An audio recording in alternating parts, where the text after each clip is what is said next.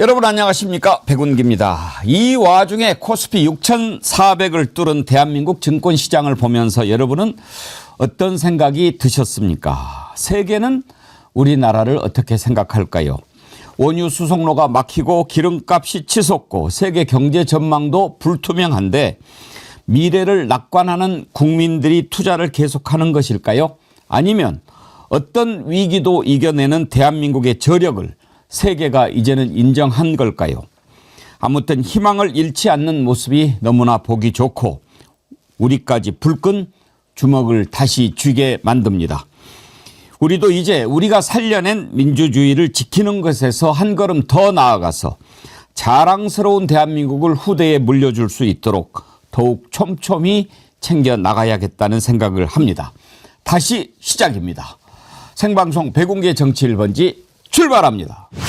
네, 오늘도 함께해 주신 여러분 감사합니다. 정어리몰에서 특별 기획으로 준비한 자연산 감성돔 반응이 아주 뜨거운데요.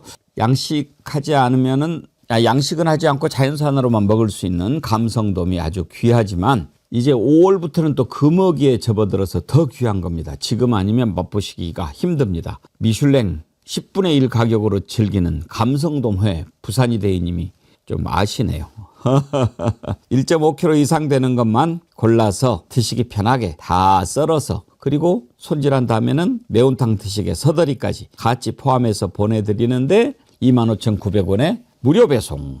이럴 때 안 드시면 여러분 손해입니다. 맛있게 드시고 매운탕도 맛있게 끓여 드시면서 봄철 입맛 확 살리시기 바랍니다. 정어리몰 전화 1551-3158로 전화 주시면 또 친절하게 주문 접수 도와드릴 겁니다. 일부 파워토크 함께 하실 두 분 패널입니다. 장윤미 더불어민주당 대변인 어서 오십시오. 네, 안녕하세요. 신인규 정당 바로세기 대표 파워풀. 네, 안녕하세요. 신인규입니다. 예. 자, 주식시장이요. 한때 6,400을 돌파했습니다. 최고를 경신했죠. 지금은 좀 조정 다시 들어갔는데 저는 이렇게 힘든 상황에 코스피 최고 기록을 달성하는 것 어떻게 봐야 될까? 아침에 여러 가지 생각이 들었어요. 장윤미 대변인은 어떻게 보시나요? 그러니까 제가 오늘 뉴스 제목을 보고도 깜짝 놀랐는데 한국 코스피 지수 8,500선 뚫나요? 예, 왜냐하면 한국이 그만큼 뭐 경제 지표가 좋고 한데 주식시장은 저평가됐다는 게 해외 투자자들이 입을 모아서 평가를 하고 있는 그런 지점이기 때문에 또 뭐 반도체나 여러 이 주가 상승을 견인하고 있는 종목 같은 경우에도 또 영업이익률 같은 데서는 아주 청사진이 펼쳐져 있기 때문에 이 부분과 관련해서는 종합적으로 한국 주식시장이 저평가된 점이 이제 시장에 반영이 될 것이다라는 평가가 주를 이루는 것 같고요. 그렇다면 이미 대선 공약은 이렇고 다만 지금이라도 내가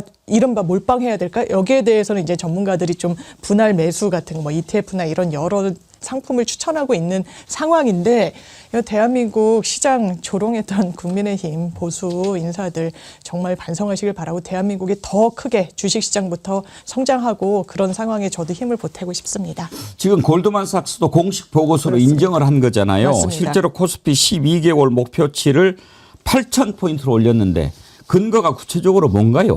일단 한국 시장과 관련해서도 선행 지표가 먼저 대단히 높이 나와 있는데 주식시장이 그것을 추수를 하면서 그러니까 뒤쫓으면서 아직 반영이 안 됐다라고 하기 때문에 유수의 이런 이 지표나 전망치를 내놓는 기관에서 한국 주식시장은 앞으로도 더 큰 성장 기대된다라고 전망하고 있는 상황입니다. 그렇죠. 지금 이렇게 올라가는 게 단순히 국내 투자자들의 투자 때문이겠습니까? 외국이 우리나라에 투자를 한다는 걸 보여주는 거죠. 그렇죠. 그러니까 객관적으로 이제 한국의 시장 가치를 평가를 해서 이제 대한민국의 자본 시장이 활성화되고 전 세계의 자금이 이제 몰려 들어온다 이렇게 보는 게 맞고요.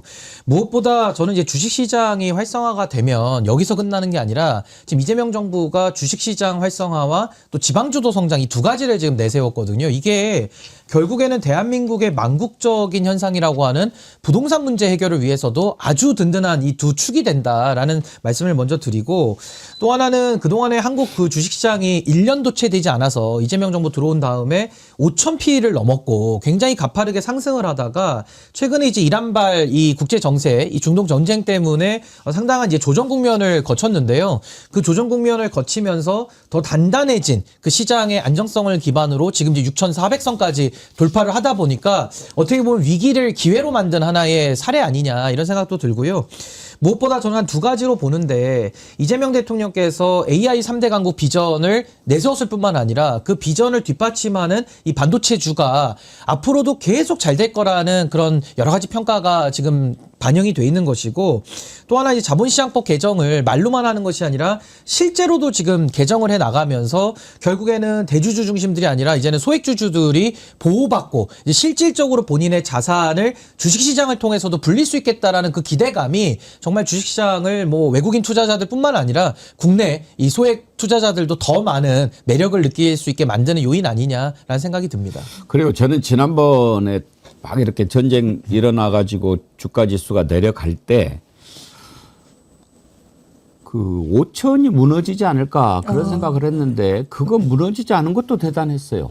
대단한 실력이죠. 예, 그러니까 이제는 결국에는 딱 버텨주는 거죠. 그 버티는 것도 체력이고 이제는 어떻게 보면 그동안에 가파르게 상승만 해왔기 때문에 언젠가는 조정이 될 거다는 우리가 다 알고 있었는데 이제 전쟁 때문에 조금 그 조정폭이 컸던 건 사실이지만 오히려 반대로 생각하면 더 단단하게 앞으로 상승의 그 기반을 잘 만들어놨다라는 생각도 듭니다. 네. 코스피 지수가 최고 기록을 경신했다. 이것은 단순히 주식시장의 어떤 그 활황 이런 의미를 넘어서서 이 와중에 우리 대한민국의 저력을 세계가 주목한 것 아니냐. 저는 그런 생각이 들어서 상당히 좋은 지수다 이렇게 봤습니다. 맞습니다. 전문가들 지적도 완전히 일치하는데요. 기본적으로 또 이 주식시장의 큰 손이라고 할 수 있는 해외 투자자들도 아직 그 투자 품목 같은 걸 보면 그 비중이 한국 시장이 적다는 거예요. 그런데 앞으로 이 예상되는 영업이익률과 이 상승 이 가능성을 종합했을 때 투자가 더 늘어날 거기 때문에 이런 아까 말씀드린 골드만삭스 등에서는 더 이 코스피 지수가 올라갈 거라고 전망을 내놓고 그리고 이게 있습니다. 좀 기분이 좋은 소식인 게 뭐냐면요. 그러니까 주식을 하는 분은 또 올라가서 좋은 거고 주식을 안 하시는 분들도 이건 굉장히 긍정적으로 바라볼 수밖에 없는 것이 최근에 그 하이닉스가 상당히 그 성과가 많이 나면서 직원들한테 이제 성과금을 나눠줘야 되는데 옛날 같으면은 그 성과급을 몇 억씩 받으면 그걸 가지고 다 부동산을 사는 쪽으로 썼잖아요. 그렇기 때문에 뭐 지역사랑 그 상품권이나 이런 걸로 나눠줘야 되는 거 아니냐 이런 기사가 한번 나온 적이 있거든요. 근데 저는 이 지금 코스피 최고치를 달성한 기사를 보면서 이거 지역사랑 상품권으로 나눠줘도 되지만은 그러지 않아도 과거처럼 이제는 부동산으로 자금이 흘러들어갈 유인이 없다. 그러니까 지금은 여러 가지 목돈이 생기면은 다 주식시장으로 들어올 만큼의 유인책을 정부가 나름대로 먼저 만들어줬기 때문에 아마 이 시장의 머니 무브가 훨씬 더 자본시장으로 들어올 가능성이 높아졌다. 이건 매우 긍정적인 신호고 부동산 정책에도 큰 도움이 될 것 같습니다. 네. 자, 이런 상황이 어디까지 갈지 한번 지켜보도록 하고요. 다음으로 지방선거 넘어가 보겠습니다. 지금 민주당은 이제 거의 후보들을 정했고 다만 보궐선거에 어떻게 배치하느냐가 남아있는 상황인데 국힘당은 아직도 후보들을 제대로 정하지 못하고 있습니다. 이런 상황에서 눈에 띄는 게 일단 장동혁은 무조건 빼고 가자. 그게 전반적인 정서가 되고 있습니다. 경기도도 그렇고 또 오세훈 시장도 그렇고 일단 오면은 간표 요인이 된다. 왜 그렇게 됐습니까? 한번 살펴보죠. 오세훈 시장 얘기를 먼저 들어볼까요? 후보들은 뭐 하루하루 이제 피가 마를 타이밍인데 뭐 본인 주장으로는 지방선거를 위해서 갔다 이제 이렇게 설명을 하는데 그럼 설명이 있어야 될 거 아니에요. 뭐 누구를 만나서 어떤 말씀을 나눴기 때문에 우리 지방선거에 어떤 도움이 될 것이다. 설명이 없어요. 여기 있어도 별로 이제 할 일이 없는 국면에 돌입했어요. 당 지도부는 지금 장 대표가 후보들께 짐이 되고 있다. 예. 후보한테 오히려 짐이 된다. 그러니까요. 오세훈 시장은 연두색 넥타이 맸잖아요. 본인이 원래 뭐 환경운동을 했던 그 연장선상이라고 이야기는 합니다만 빨간색을 지우고 싶다라는 거는 부인할 수 없는 거예요. 본인이 의미 부여를 또 약간 그렇게 해석되도록 하기도 했고요. 왜? 지금 장동혁 지도부는 지방선거 치르는데 하등에 도움이 되지 않는다. 당내에서도 나오는 얘기는 사퇴만이 최고의 선거운동이다라고 얘기하고 있지 않습니까? 그러니까 서울 수도권, 경기, 그래 중도층 표심이 중요하니까 극우에 소구하는 장동혁 대표 쳐내려고 하는구나. 근데 오늘 조간 뭐 여러 매체에서 진단하고 있는 거 보십시오. 대구마저 그렇다는 거예요. 대구마저 장동혁 패싱이라는 겁니다. 왜? 국민의 눈높이에 맞는 선거 전략, 그 후보들 공천 작업 하고 있지 못하거든요. 뭐 미국을 간 걸 재론하지 않겠습니다. 이 공천 작업과 관련해서는 굉장히 뭔가 본인의 정치, 장동혁이라는 이 세 글자로 키워드를 보면은 그래 이렇게 망가뜨릴 수 있구나. 근데 국민의힘의 어떤 공당의 이익을 염두에 둔다면 지금 장동혁 지도부의 어떤 행보는 전혀 이해되지 않는 건 사실인 것 같습니다. 지금 경기도도 자체 선대위를 만들겠다고 하거든요. 김선교 의원이 경기도당 위원장인데요. 한번 들어보죠. 저희 경기도 의원들이 직접 경기도의 바람을 만들겠습니다. 경기도 자체 선대위를 즉시 발족하겠습니다. 현장을 지키는 저희가 직접 엔진을 돌리겠습니다. 위기 상황에서 경기도가 먼저 움직여 수도권 승리의 전초기지가 되겠습니다. 지역 공약은 현장을 아는 저희가 직접 만들고 책임지겠습니다. 대체로 선거를 하면 중앙당이 선대위원회를 꾸리고 선대본부를 만들고 이렇게 하잖아요. 그런데 이제 중앙당은 빠져라 이런 거죠. 그러니까 이제 한마디로 이게 뭐 개별 선대위를 만든다는 컨셉인데 한 지붕 아래에 이제 여러 가족들이 생기는 거고 그걸 이제 우리가 전문 용어로는 이제 콩가루 집안이 됐다 이런 얘기를 하는 겁니다. 그러니까 결국에는 지금 뭐 김성교 의원도 경기도에서 바람을 만들겠다라고 하는데 아마 회초리에 바람이 불 거예요. 그러니까 국민들은 더 회초리를 이제 몽둥이로 바꿔드는 그런 바람이 이루어질 수밖에 없는 것이고 더 심각한 것은 장동혁 대표가 현직 당대표입니다. 현직 당대표면요 보통 선거 때 공천도 잘해야 되고 공천해가지고 후보들을 띄워주는 역할을 하는 게 대표의 역할이거든요. 왜냐하면 중앙 언론에서 관심도 많이 가져주죠. 장동혁 대표가 대표로서의 역할과 책임만 잘한다면 그게 당의 플러스가 되는 거는 기본값인데 지금은 이 대표라는 사람이 국민의 짐이 된 게 아니라 이제는 후보의 짐까지 돼가지고 후보자들이 정말 결사반대를 하면서 제발 우리 마주치지도 말자 지금 이러고 있는 상황이기 때문에 장동혁 대표는 이 심각성을 좀 알아먹어야 될 텐데 문제는 이 심각성을 알는지 모르는지 본인은 그냥 본인의 그 유희를 위해서 본인의 어떤 대표 놀이를 위해서 대접받는 정치를 지금 하고 있거든요. 그러니까 이런 것들이 뭐 저는 국민의힘 후보들이 난처한 건 사실이겠습니다만은 나름의 자업자득 아닌가? 그러니까 본인들이 뽑았고 지금까지 쇄신의 목소리를 안 내오다가 이제는 뭐 개학 앞두고서 숙제를 몰아서 하는 심정으로 선거 앞두고서는 막 이제 장동혁 때리게 하고 있는데 이게 저는 전체적인 선거 판세에서 무슨 도움이 될까? 저는 매우 좀 회의적으로 보고 있습니다. 왜 이렇게 됐습니까? 그동안에 장동혁이 보여준 그 일들 자업자득 아니겠습니까? 장동혁의 문제를 한번 살펴보겠습니다.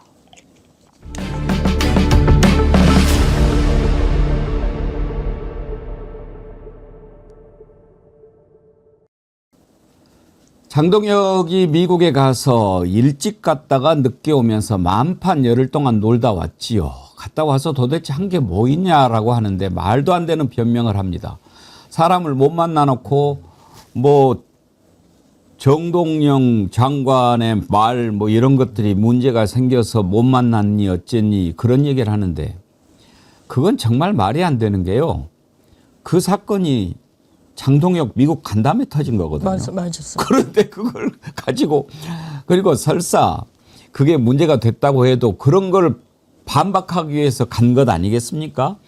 그래놓고 이제 다녀와서는 그 사진 내가 올린 거 아니네 뭐 이렇게 말도 안 되는 얘기를 합니다. 오죽하면 오늘 아침 조선일보에서 칼럼을 썼는데 그거 한번 혹시 준비됐으면 띄워주시겠어요? 장동혁은 이제 물러나라. 이런 칼럼을 조선일보가 씁니다. 조선일보가. 이제는 그야말로 보수의 짐이 된다. 이렇게 생각하는 거 아니겠습니까? 뭐 조선일보까지 그 정도 얘기 나올 정도면 이제 갈 때까지 갔다라고 보는 게 맞을 것 같고 우리가 이제 뭐 불량 학생이 한참 놀다가 결국은 숙제도 안 하고 시험도 못 본 거예요. 그랬는데 그 불량 학생이 결국은 친구가 놀자 그래가지고 나는 논 거지 내 책임은 아니다. 그런 식으로 자신의 책임을 면피한다고 해서 그게 면피가 되겠습니까? 이건 아주 비겁한 변명이고 정말 당원들이나 또 국민들이 볼 때는 무슨 저런 사람이 다 있냐라고 볼 수밖에 없는 아주 희귀한 행동을 지금 보이고 있는데 저는 뭐 조선일보의 그 칼럼이 뭐 너무 늦었죠 사실은. 국민들의 시각에서 보면은 장동혁 대표는 대표의 자격이 없는 사람인데 전환길이가 앉혀만 놓고 대표 자리에 앉혀놓고 본인은 또 탈당하지 않았습니까? 그러니까 결국에는 이 콩가루 상황을 만든 데에는 장동혁 대표의 책임이 가장 크고 뭐 조선일보가 됐든 지금 장동혁 대표를 후보의 짐으로 비판하는 그 사람들도 저는 같은 책임을 피하기가 매우 어렵다. 좀 그런 생각이 듭니다. 여러분 재밌는 거 하나 보여드릴까요? 장동혁이 요즘에 이제 화제의 인물 아닙니까? 장동혁과 늑구를 비교한 거 혹시 보셨어요? 그거 한번 좀 띄워봐 주십시오. 저는 이거 보고 아주 배꼽 잡았는데 자 왼쪽이 늑구 오른쪽이 장동혁인데 출신은 비슷해요. 충남 대전 충남 보령 가출 기간 8박 9일 한쪽이 하루가 더 길었어요. 가출 장소 대전 중구 일대 한쪽은 미국 가출 행적이 재밌어요. 비공개입니다. 왜 그랬을까? 비공개. 복귀 방법 좀 다르네요.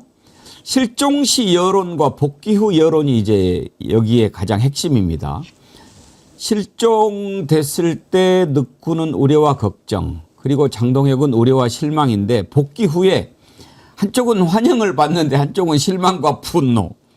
이렇게 지금 정리를 했는데 장유미 대변인 네. 누가 저런 거를 만들었을까요? 진짜 저는 풍자와 해학의 민족이라고 저희 국어 시간에 배우잖아요. 근데 제가 댓글 보면서도 그렇고 이 늑구와의 비교표를 보면서도 너무 그게 체감이 되는데 다 딱 맞아 떨어지는 거예요. 모습을 드러내지 않은 시기도 중첩이 되고 겹치는 데다가 발견된 뭐 늑구는 발견되고 자진 입국한 건 장 대표 같은 경우인데 하나 약간 제가 물음표인 거는 여기에 귀국 후에 그리고 이제 생포 후의 반응이 늑구는 열렬히 환영받고 이 장동혁 대표는 미비라고 돼 있는데 저는 하락인 것 같고요. 그냥 완전히 나락 비슷한 느낌이거든요. 국민의힘 내 반응을 보더라도 이런 부분과 관련해서 이걸 그냥 웃음으로 넘길 게 아니라 장동혁 대표 진짜 반성해야 된다. 지금 늑구빵도 나왔잖아요. 나왔죠. 늑구빵 저도 한번 먹어보고 싶은데요. 네. 빵이 나올 정도로 지금 네. 늑구의 인기가 상당히 원래 빵이 나오면 이건 거의 인기가 거의 이거는 국진이빵, 네, 국진이빵 핑클빵 이후로 빵 나오면 끝난 거거든요. 일단 우리가 또 빵 얘기도 한번 해볼까 하는데 또. 적빵하장이라고. 네. 아니 근데 저는 이제 장동혁 대표가 여기서 좀 민감하게 생각해야 될 부분은 이제 늑구만도 못한 평가를 받는 겁니다. 그러니까 우리가 뭐 개만도 못한 사람 이런 말도 쓰듯이 아니 늑구는 우리에게 이렇게 피해를 준 게 많진 않잖아요. 딱 정리가 잘 됐고 이제 인기도 올라가는데 장동혁 대표는 이 공당의 대표다 보니까 얼마나 많은 피해를 줍니까? 가장 대표적인 피해가 뭡니까? 아니 갈 때 미국 갈 때 비행기 타고 가면 비행기 값도 다 국민 세금 아닙니까? 1등석으로 갔냐 안 갔냐 하는 것 요즘에 관심인데 1등석으로 갔겠죠? 그러니까 그건 이제 확인이 좀 필요하겠습니다만은 갔다고 하면은 더 큰 비판을 받고 만약에 1등석을 안 탔다고 하더라도 비판을 피할 수가 없는 거예요. 결국에는 놀러 갔다라는 평가가 크기 때문에 그런 거고 저는 이번에 장동혁 대표 미국에 가서 뭐 그 차관보 뒷모습 사진도 아주 우스꽝스럽게 지금 놀림을 받고 있지만 더 심각한 거는 김민수 최고랑 둘이 이렇게 어깨에 기대가지고 의사당 앞에서 그 사진 찍으면서 서로 웃고 있는 사진 있잖아요.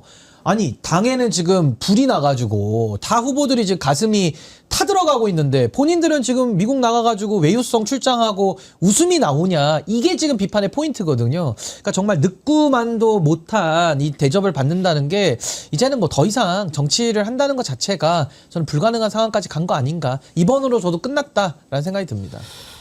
근데 이제 다녀와서 이런저런 얘기가 나오는데 가가지고 언제 돌아오느냐를 놓고 서로 또 의견 충돌이 있었나 봐요. 야, 이제 도저히 안 되겠다. 돌아가자. 그리고 장동혁은 아니 뭐 온 김에 좀 하루 이틀 더 있다 가자. 이렇게 의견이 갈려가지고 일부는 먼저 들어오고 장동혁과 김민수만 남아 있었다는 거 아닙니까?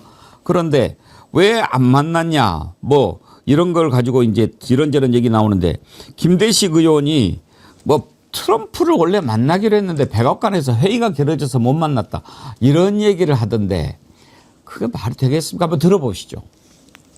백악관에 왜 들어갔겠습니까? 네.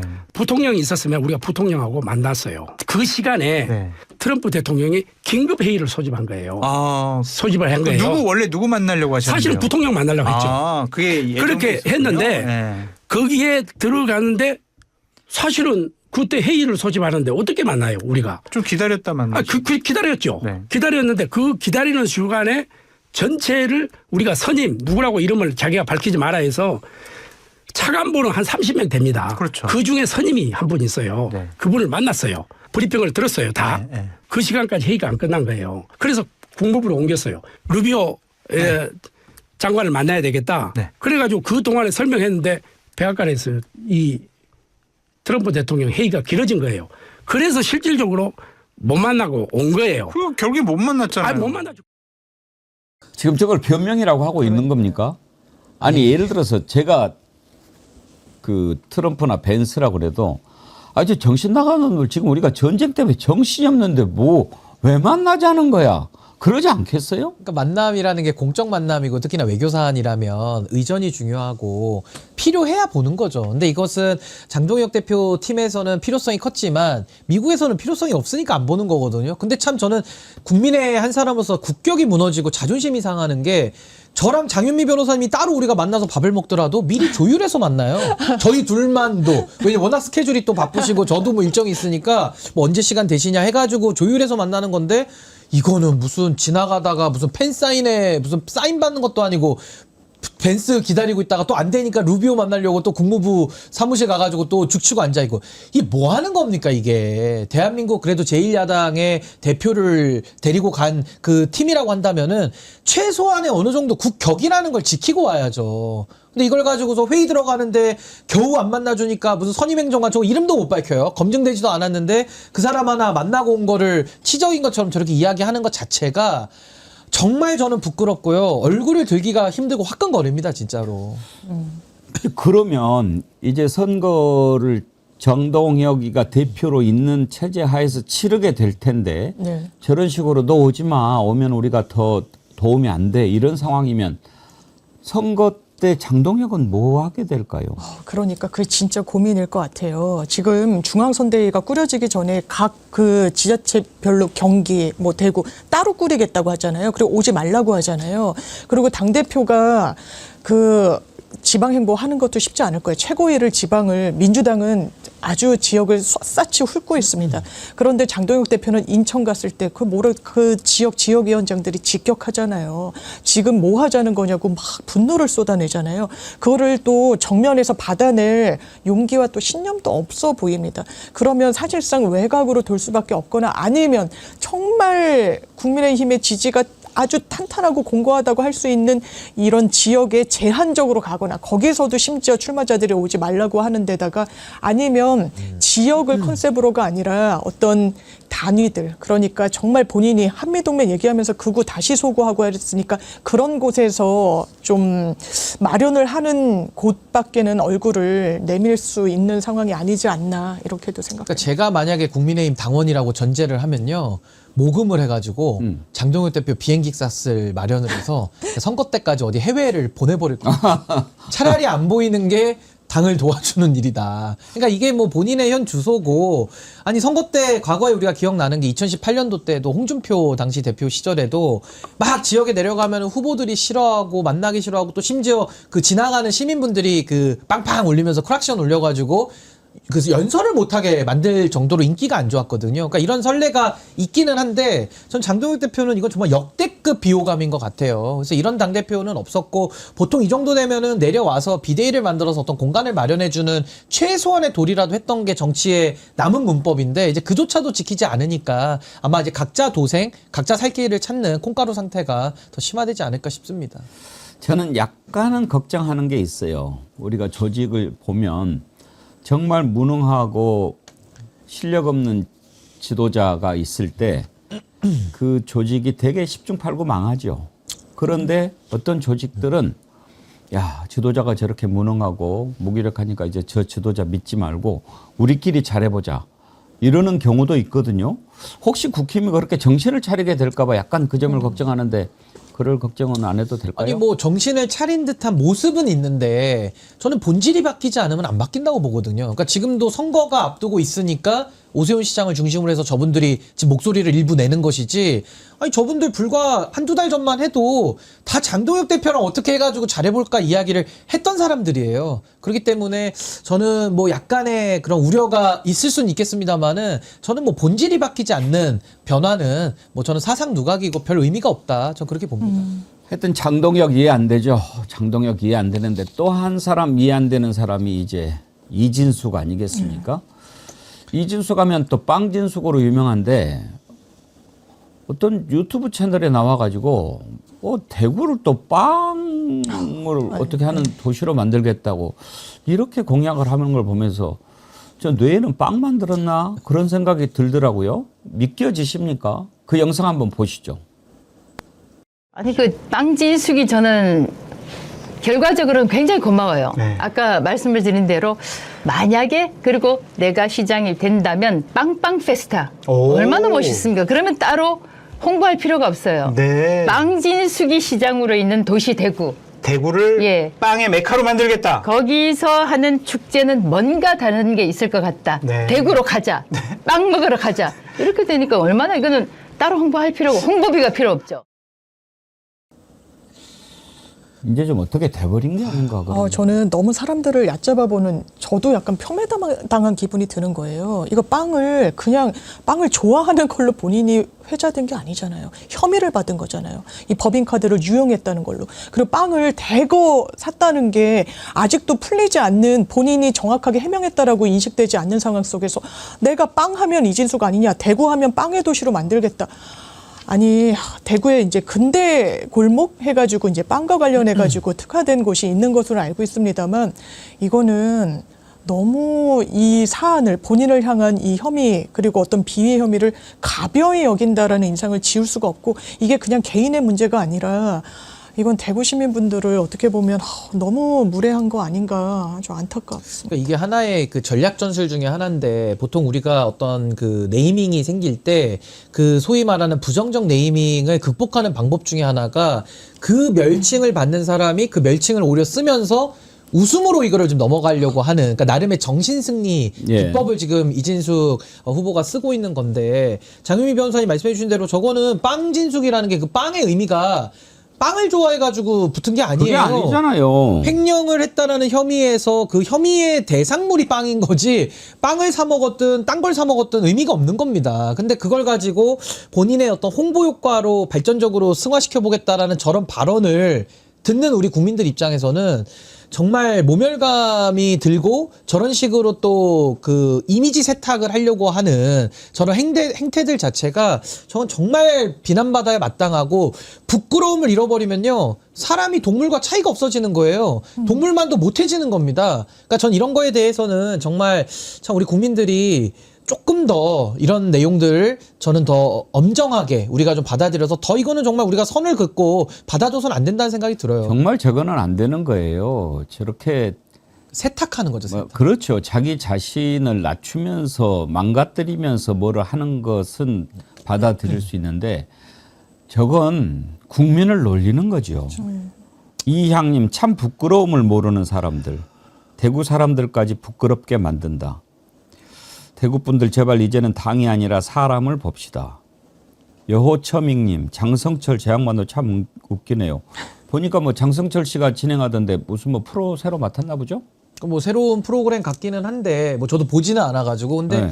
저런 기획과 시도 자체가 아까 제가 말씀드린 세탁 방송, 그러니까 이미지를 세탁해 주는 거거든요. 그렇죠. 그러니까 그런데 저런 공적인 자산을 저렇게 쓰는 게 과연 맞느냐, 뭐 그런 생각도 들고요. 저는 저렇게 국민들을 모욕하고 우롱하는 사람들, 부끄러움을 모르는 인간답지 않은 인간들에 대해서는 저는 국민들이, 저는 표로서 엄중하게 저는 심판해 줘야 된다, 저 그렇게 봅니다. 되게 출연하려면 이제 방송하는 곳에서 기획을 하고 또 스튜디오도 꾸미고 보니까 빵도 이렇게 막 가득 싸놓았던데, 야 방금 전에 그거 한번 띄워봐 주세요. 빵진숙 뭐 등장해가지고 대구를 빵의 도시로 빵 들고 왔어요. 이렇게 지금 해주는 건데, 무늬만 빨강이라고 하는 유튜브가 뭔지는 모르겠는데, 저건요 기획이 매우 불순하다.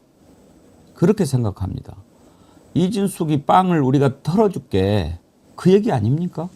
그러면서 이거죠. 이진숙이 나와줌으로써 그 방송을 키워보겠다는 거죠. 그것도 하나의 이익이죠. 돈벌이죠. 이익이죠. 예. 그렇게 해서 이진숙을 지지하는 사람들을 어떻게 좀 모아보겠다라고 하는 건데 할 방송이 있고 안 할 방송이 있는 거죠. 선이라는 게 있죠. 예. 그러니까 이게 유튜브라는 것도 상당히 이게 집단지성을 활용할 수 있는 장점도 있는 반면에 뭐 가짜 뉴스라든지 방금 저렇게 보여준 썸네일처럼 어떤 사람을 세탁해주면서 그게 오히려 돈벌이가 되는 이중 구조가 있는 거거든요. 그러니까 우리가 이제 순기능은 더 높이고 역기능들은 차단을 해 나가야 될 이제 과제가 있는 건데 저는 이진숙 세탁 방송 이런 거는 정말 그 유튜브의 잘못된 예에 좀 전형이 될 수 있겠다. 예. 저런 식의 공적 자산이 쓰이는 것은 저는 우리 사회가 좀 단호히 반대해야 될 부분 아니냐. 저 그런 생각이 듭니다. 슈퍼탕님 빵진숙은 병원 가서 진료부터 받아야 할 것 같네요. 진짜 어이없습니다. 조선 제일모직님 대구에 교도소를 지어 깜빵으로. 우리가 이진숙을 왜 빵진숙이라고 부릅니까? 대전 MBC 사장을 할 때 그때 어떻게 했습니까? 업무 추진비로 빵을 얼마나 많이 산 것으로. 실제로 그 빵을 저는 샀다고 생각 안 합니다. 빵집에서 카드깡을 했든지 뭐 그런 못된 짓을 했겠죠. 이렇게 법인카드를 쓰면서 업무 추진비를 횡령하고 이런 것들은 범죄입니다. 공직에 있어서는 안 되는 매우 부도덕한 일입니다. 그런 짓을 저질러 놓고 이제 와서 그걸 가지고 빵진숙이라고 사람들이 비난을 하니까 그 빵을 가지고 대구를 내가 빵진숙인데 대구에 빵 페스타를 하면은 사람들 많이 모이지 않겠어요?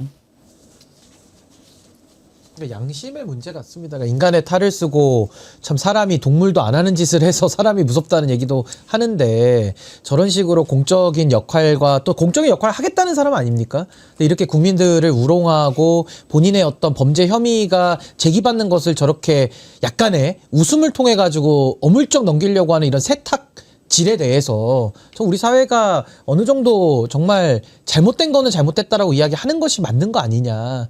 저는 매우 잘못된 행태라고 봅니다. 업무 추진비 얘기가 나와서요. 최근에 이복현 전 금감원장이죠. 이복현은 검사 출신이고 윤석열의 최측근이었습니다. 그런데 검사 출신을 금융감독원장으로 보냈어요. 저는 그때 의심했습니다. 뭔가 이건 검사 출신을 투입해서 금융감독원의 위상을 더 강화하고 정확하게 뭔가 감독하기 위한 그런 차원이라기보다는 뭔가 자기의 신복을 보내가지고 해먹으려고 한 거 아닌가 했는데 딱 도이치모터스 주가 조작 사건이 터졌잖아요. 아마 그거 수발 들라고 보낸 거 아닐까 싶은데 어제 보도를 보니까 이복현 전 금감위원장 업무 추진비 세부 내역을 MBC가 입수해서 보도를 했는데요. 강남의 미슐랭 스타 레스토랑이에요. 이거 엄청나게 미슐랭이 붙으면 고급 식당 아닙니까? 여기 한 번 이렇게 디노코스를 먹으려면 1인당 32만 원짜리래요. 이렇게 비싼 거예요. 뭐 20몇만 원 되는 것도 있고 그러는데 거기에 가서 식사를 했는데 수시로 갔어요. 10월 20일, 25일, 30일, 12월 15일 이렇게 갔는데 결제 금액이 29만 원 동일해요. 그런데 인원수가 10명이에요.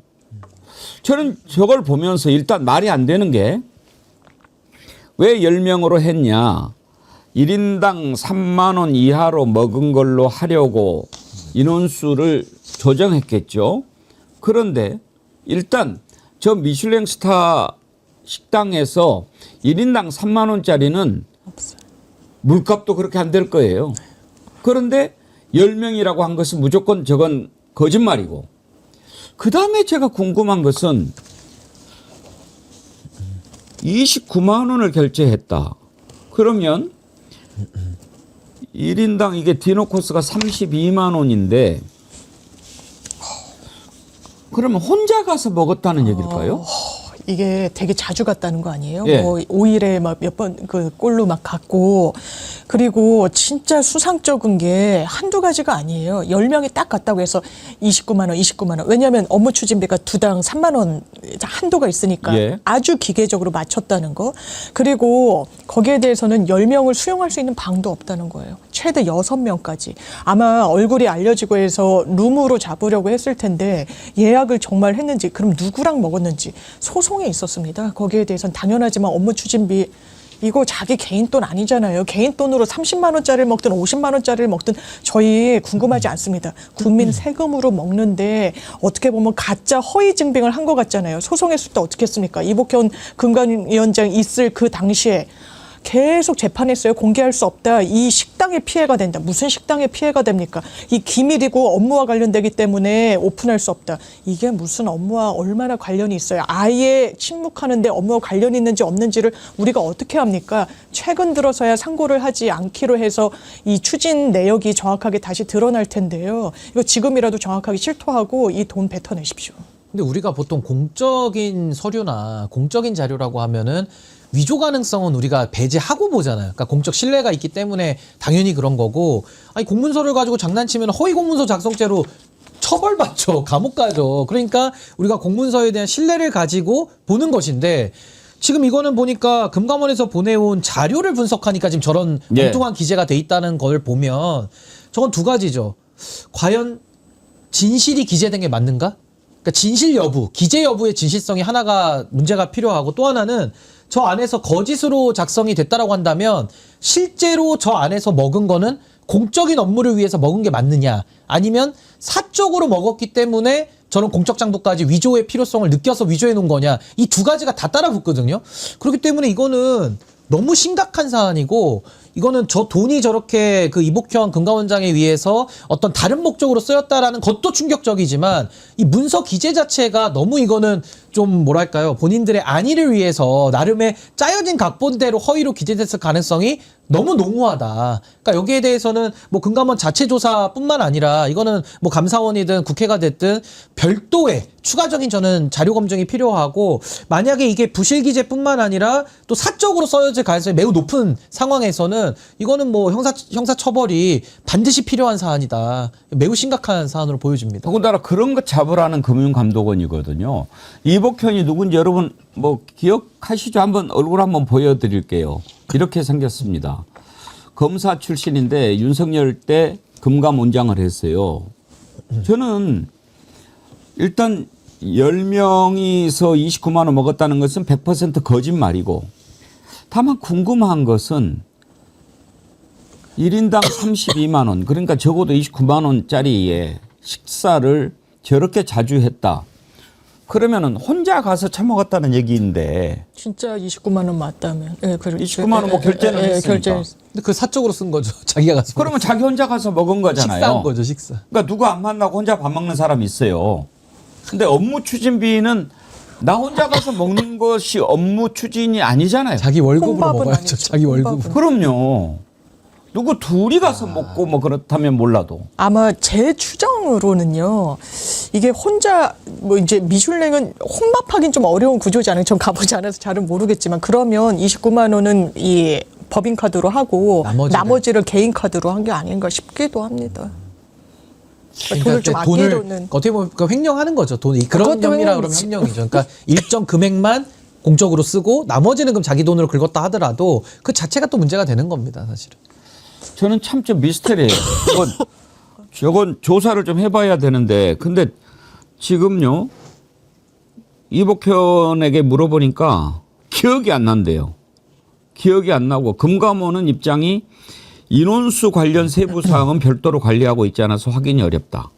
그렇게 얘기를 했다고 하는데, 이거는 전액 환수를 해야 되는 것 아닌가요? 그게 만약에 그 확인이 안 되면은 어떻게 해야 됩니까? 저거는요, 기억이 안 나는 게 중요한 게 아니고요, 실체를 밝혀야 되는 겁니다. 그러니까 10명으로 써놨고 29만 원으로 기재를 해놨는데 도대체 가서 장윤미 변호사님이 그 추정한 경우의 수일지 아니면 실제로 저 안에서도 뭐 어떤 일이 벌어졌는지 우리가 모르잖아요. 그러니까 저 부분에 대해서는 기억이 안 나는 거는 우리가 그 기억에 의존할 필요가 없고 당시에 저 날짜까지 다 나왔고 긁힌 건 나와 있습니다. 저걸 범죄의 단서로 해서 저 당시에 누가 저 자리에 갔고 누가 먹었고 누가 어떻게 어떤 음식을 어떤 목적으로 먹었는지에 대해서 수사를 해서 밝힐 사안이다. 저는 그래서 이복효 원장의 기억은 별로 중요하지 않습니다. 본인이 벌린 일들이 있기 때문에 전 추가적인 수사를 통해서 저거는 일벌백계 해야죠. 윤석열이라고 하는 자가 어떤 자입니까? 그러니까 저런 사람들을 다 이렇게 곳곳에 심어놓고 뭔가를 해먹어 보려고 했던 것 아니겠습니까? 하여튼 이제 참 저런 걸 보면 씁쓸해요. 오늘 아침에 제가 보수 쪽에 상당히 그 원로급하고 통화를 할 기회가 있어서 전화를 했는데 그분이 생각하면 생각할수록 윤석열이를 원망하지 않을 수 없다. 그러니까 이 나라를 이렇게 만든 것이 도대체 누구냐. 나는 이번 선거에 뭐 승리 여부를 떠나서 나라를 이렇게 망쳐놓은 것에 대해서 반드시 윤석열을 단죄해야 된다 생각한다. 그런 얘기를 하시더라고요. 한 사람 더 살펴보죠. 윤석열 때 정말 승승장구해가지고 몇 달 만에 무궁화 큰 거 하나 둘 최양갑이었어요. 몇 달 전만 해도. 그랬다가 그냥 경찰청장이 된 게 윤희근입니다. 윤희근이 어떤 자입니까? 이태원 참사가 일어났을 때 충청북도 어느 산골에 가가지고 뭐 캠핑한다고 그랬다든가 술 처먹고 자가지고 그 현장에도 제대로 오지 못하고 그랬던 자는요, 그 다음날로 바로 이렇게 정리하는 것이 상식입니다. 그런데도 뭐 따박따박 현대사회는 책임을 그렇게 물어야 된다고 말도 안 되는 얘기를 짓거렸던 자가 윤석열 아닙니까? 그래가지고 결국은 임기를 다 마치고 물러났던 것이 바로 윤희근 경찰청장입니다. 그런데 최근에 종합특검에서 통일교 도박, 그러니까 통일교 한학자 총재의 도박 자금 수사, 이걸 윤희근이 무마해준 또는 뒤에서 뭔가 뒷배를 봐준 그 정황을 포착하고 수사에 착수했다라는 얘기가 나옵니다. 요즘에 종합특검이 지금 뭐 확 이렇게 드러나지는 않지만 지금 그 전에 뭔가 빠져있던 부분들을 하나하나 찾아내고 있거든요. 윤희근 청장의 이런 그 무마 의혹 찾아내죠. 바로 그저께는 김태효가 윤석열의 메시지 기독교적 세계관에 입각해서 정부를 뭐 운영해 보겠다 이따위 말을 했던 거. 그래서 김태효도 내란 주요 임무 종사 혐의로 지금 조사를 하고 있고 밝혀내고 있는데 만약에 윤희근이 경찰청장으로 있으면서 이 정보를 가지고 뭔가 통일교와 거래를 했다고 그러면 이건 어떤 죄가 됩니까? 이것도 이건 알선수재 될 것 같고요. 왜냐하면 수사를 무마하고 뭐 이런 데 관여했다는 거. 근데 지금 실체가 있어요. 어쨌든 법원에서 영장이 나와가지고 압수수색 된 거거든요. 경찰청 PC예요. 무려. 그럼 윤희군은 지금 받고 있는 혐의는 무엇이냐. 한학자 씨가 얼마나 거액의 돈을 도박자금으로 탕진했다는 그 첩보가 입수됐다는 거 아닙니까? 그러면 이건 수사를 해야 돼요. 근데 그게 수사는 되지 않고 정치권으로 흘러들어가면서 이상하게 퍼지는 거예요. 그 과정 중에 윤희근은 누구와 연결고리가 있다라고 지금 주목받고 있느냐. 건진입니다. 여기서도 건진. 왜냐하면 건진이 주고받았던 지인과 주고받았던 문자 메시지가 확보된 게 있거든요. 아, 윤희근 경찰청장으로 승진한 부분 축하한다 어쩌고저쩌고. 내가 미리 손 써놨다는 취지로 답변을 합니다. 그리고 건진은 어디랑 밀착해 있습니까? 다 통일교 때문에 지금 재판받고 유죄 선고받고 이러고 있잖아요. 윤희근 청장 지금 거기에 대해서 이제 수사선상에 올랐으니 답변해야 될 겁니다.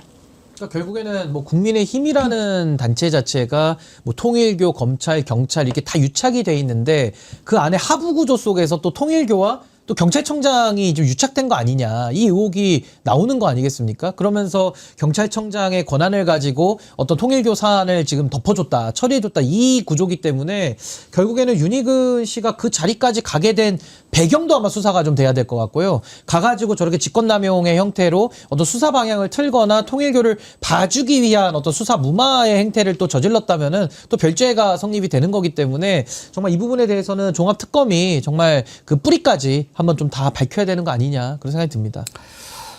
종합특검이 계속 활동을 하면 할수록 윤석열 집단이 얼마나 썩었는지 정말 이 나라를 어떻게 만들 뻔했는지 다 드러낼 수 있을 거라고 생각합니다. 오늘 1부는 여기까지 하도록 하겠습니다. 2부 여러분 기대해 주세요. 2부 저희가 준비한 코너 제목이요. 필사의 기자들입니다. 예, 정말 기자들은 필사적인 정신으로 살지 않습니까? 한겨레 21 김한 기자 그리고 발로 뛰는 기자 2분 뉴스의 김대호 기자와 함께 오늘 재미있는 이슈로 여러분 찾아뵐 테니까요. 기대 많이 해 주시기 바랍니다. 일부 함께해 주신 장유미 대변인님, 신은규 대표님 수고하셨습니다. 네, 감사합니다. 감사합니다. 예.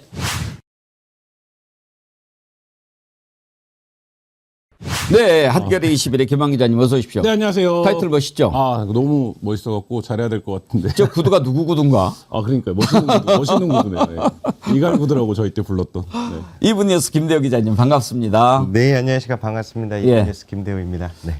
김한 기자가 선배죠? 네, 그런 것 같습니다. 예. 외모로 봤을 때. 한참 선배시죠. 제가 이 필사의 기자들 제목을 네. 제가 붙였어요. 아, 직접 만드셨고. 예. 네. 그래서 한번 필사적으로 해보자라고 했는데, 재미있게 한번 해볼까요? 아, 네. 뭘 재미있게 해보려고 그러냐면 오늘 작가가 원고를 보내주셨는데, 네. 그게 작가가 써주면은 제가 그냥 읽잖아요. 네. 제가 소화하잖아요. 네. 근데 너무 재밌게 써서 작가가 써준 거를 제가 한번 읽어볼게요. 네. 네. 어제 이슈 완성에 이은 야심찬 코너 제가 기획했고요. 기대도 가장 큰 그런 코너입니다. 제가 기자였잖아요. 그래서 여기 현직 기자 패널들이 나오면 어려워하는 그런 게 있어요. 이상하게 보면 다른 방송에 가면 날고 기던 기자들이 여기 오면 재미없게 해. 왜 그런겨? 그래서 저희 제작진이 고심해서 두 분을 모셨어요. 필사의 기자들이라고 일단 불렀는데 뭐가 필사냐? 필사적으로 재밌게 하라고 하는 겁니다. 김한 기자가 무림의 고수라면 여기는 라이징 스타? 2분 뉴스 김대호 기자입니다. 이렇게 재밌게 잘 썼죠. 아, 그러네요. 감사합니다. 근데 내가 왜 이걸 네. 그냥 읽었냐? 네. 이것 때문에 있어요. 김한 기자님 기자 몇 년 차죠? 언론계의 이다나 뭐 이런 수식어를 많이 받았잖아요. 네. 요즘은 방송도 정말 많이 하잖아요. 아니 그런데 네. 다른 방송에서는 성대모사 정말 잘하던데 여기선 왜 안 해요? 네. 그랬는데 가로 열고 시켜야 하죠. 가로 닫고. 네. 한 번도 시키신 적이 없어서 한 번도 안 했습니다. 네. 난 그때 성대모사를 박영식 앵커는 잘하는 네. 거 알았는데 네. 나 우리 김한 기자가 성대모사 잘하는 거 몰랐어요. 저도 몰랐는데 네. 하다 보니까 윤석열을 제가 할 수 있더라고요. 윤석열을? 요새 하다 보니까 장동혁도 할 수 있더라고요. 오, 네. 오늘 한번 그러면은 네, 또 나오면 분위기에 풀어봅시다. 맞춰서 해보겠습니다. 시작으로 네. 필사적으로 해보세요. 네, 알겠습니다. 윤석열부터 아니면 윤석열과 장동혁이 서로 대화하는 걸로 한번 해봐도 돼요. 대화는 한 번도 안 해봤네. 네, 해봐요. 아니 뭐 방송이라는 게 하다가 보면 재밌는 날도 있고 재미없는 날도 있습니다. 근데 우리가 이거를 뭐 매번 재밌게 한다 뭐 이런 거보다는 그냥 하다 보면 어느 날은 재밌다. 쨍하고 해 뜰 날 온다. 뭐 이런 말씀입니다. 도리도리만 좀 더 보태면 예, 이제 아주 점수가 더 올라갈 것 같은데. 근데 장동혁. 오늘도 점심 약속이 없습니다.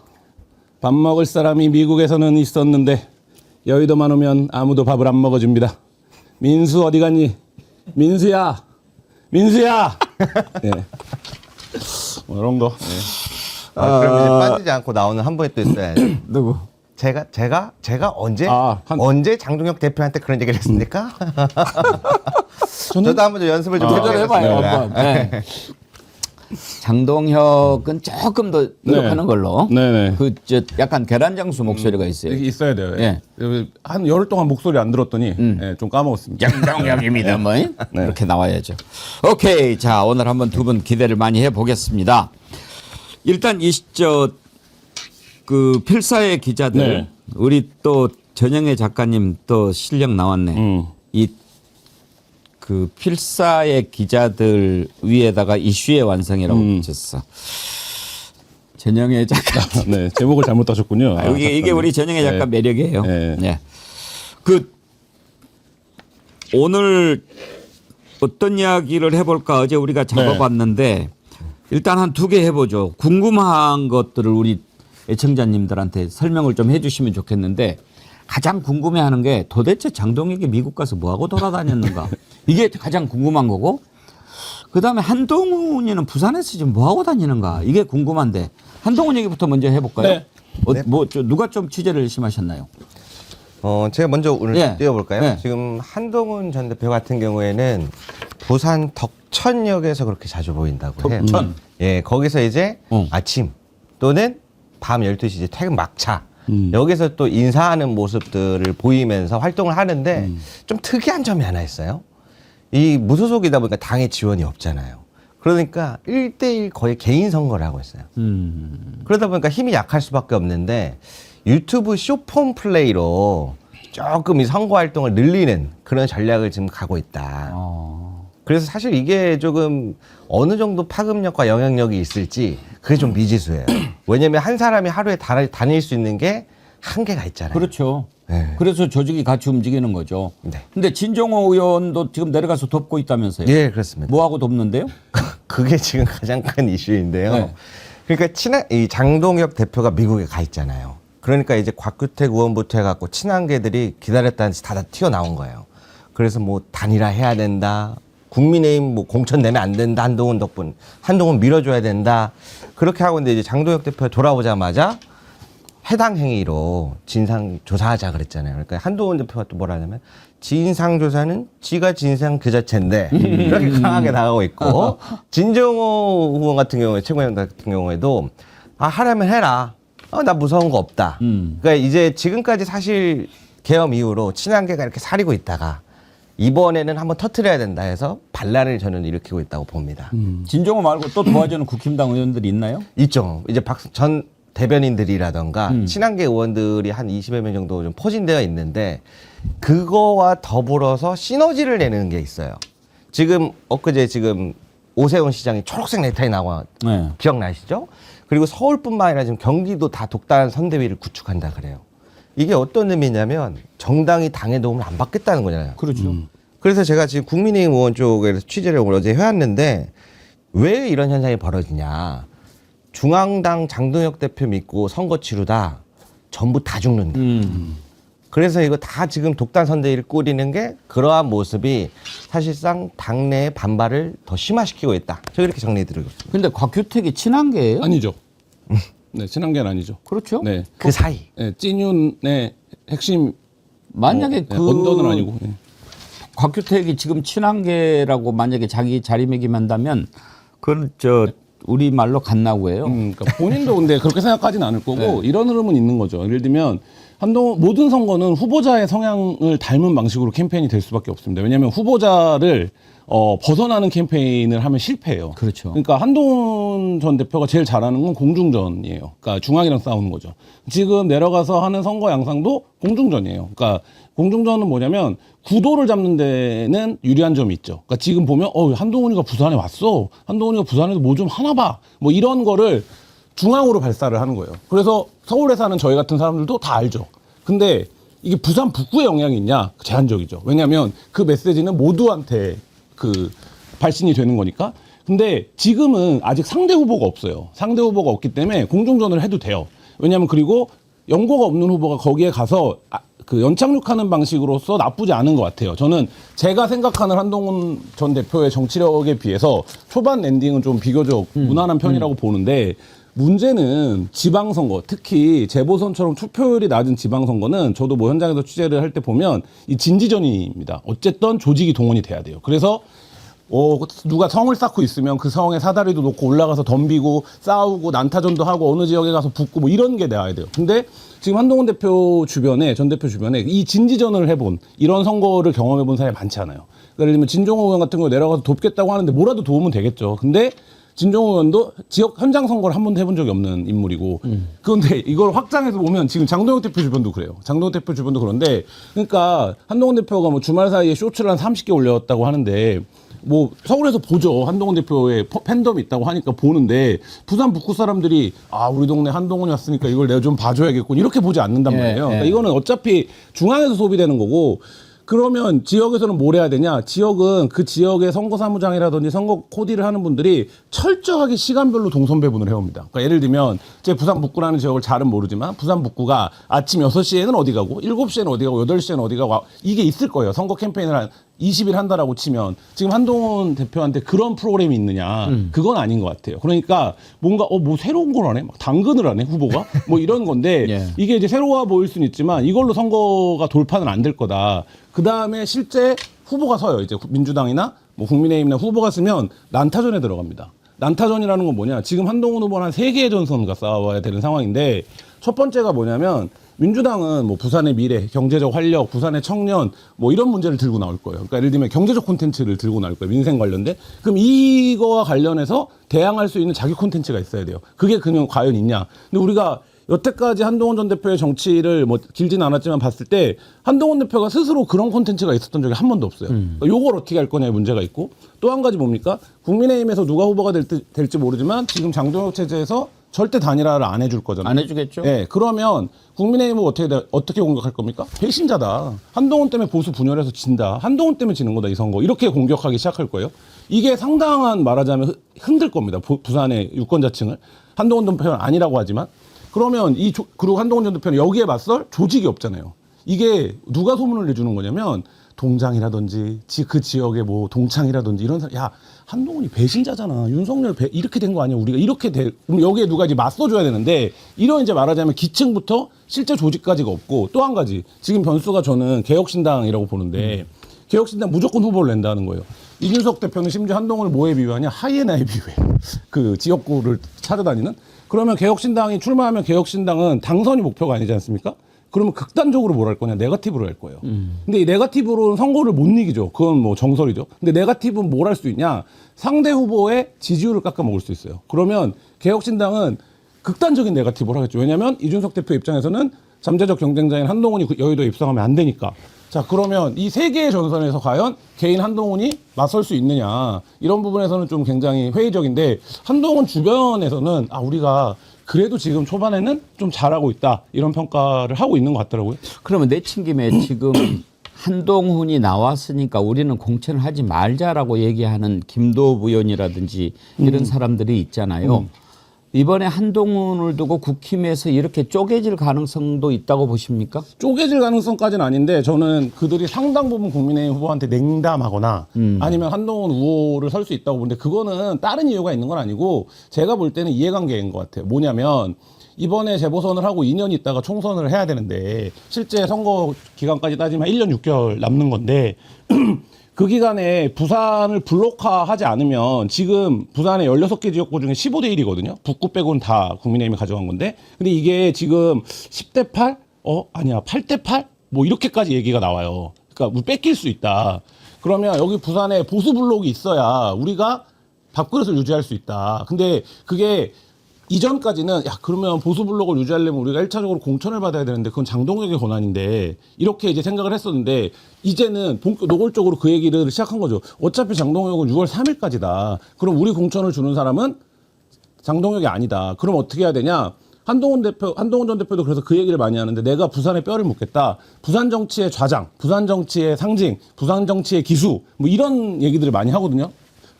거의 주소 이전하고 나서 그 얘기는 뭐냐면 모든 대선 후보는 지역 기반이 있어야 됩니다. 지역 기반 없이 대선을 이기는 후보는 없어요.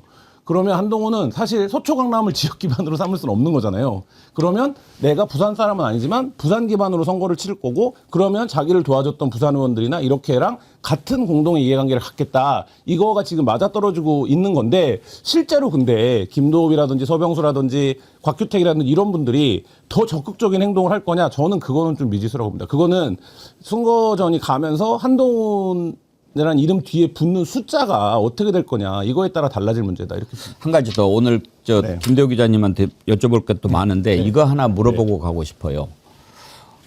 오늘 아침 조선일보 칼럼에 장동혁이 물러나라 이렇게 썼지 않습니까? 네.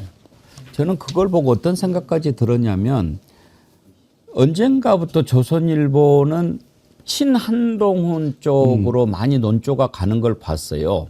그러니까 이 다음 보수를 이끌 주자로 한동훈을 밀고 있는 게 아닌가. 조선일보 항상 그런 식으로 해왔지 않습니까? 누가 하나를 상정을 해놓고.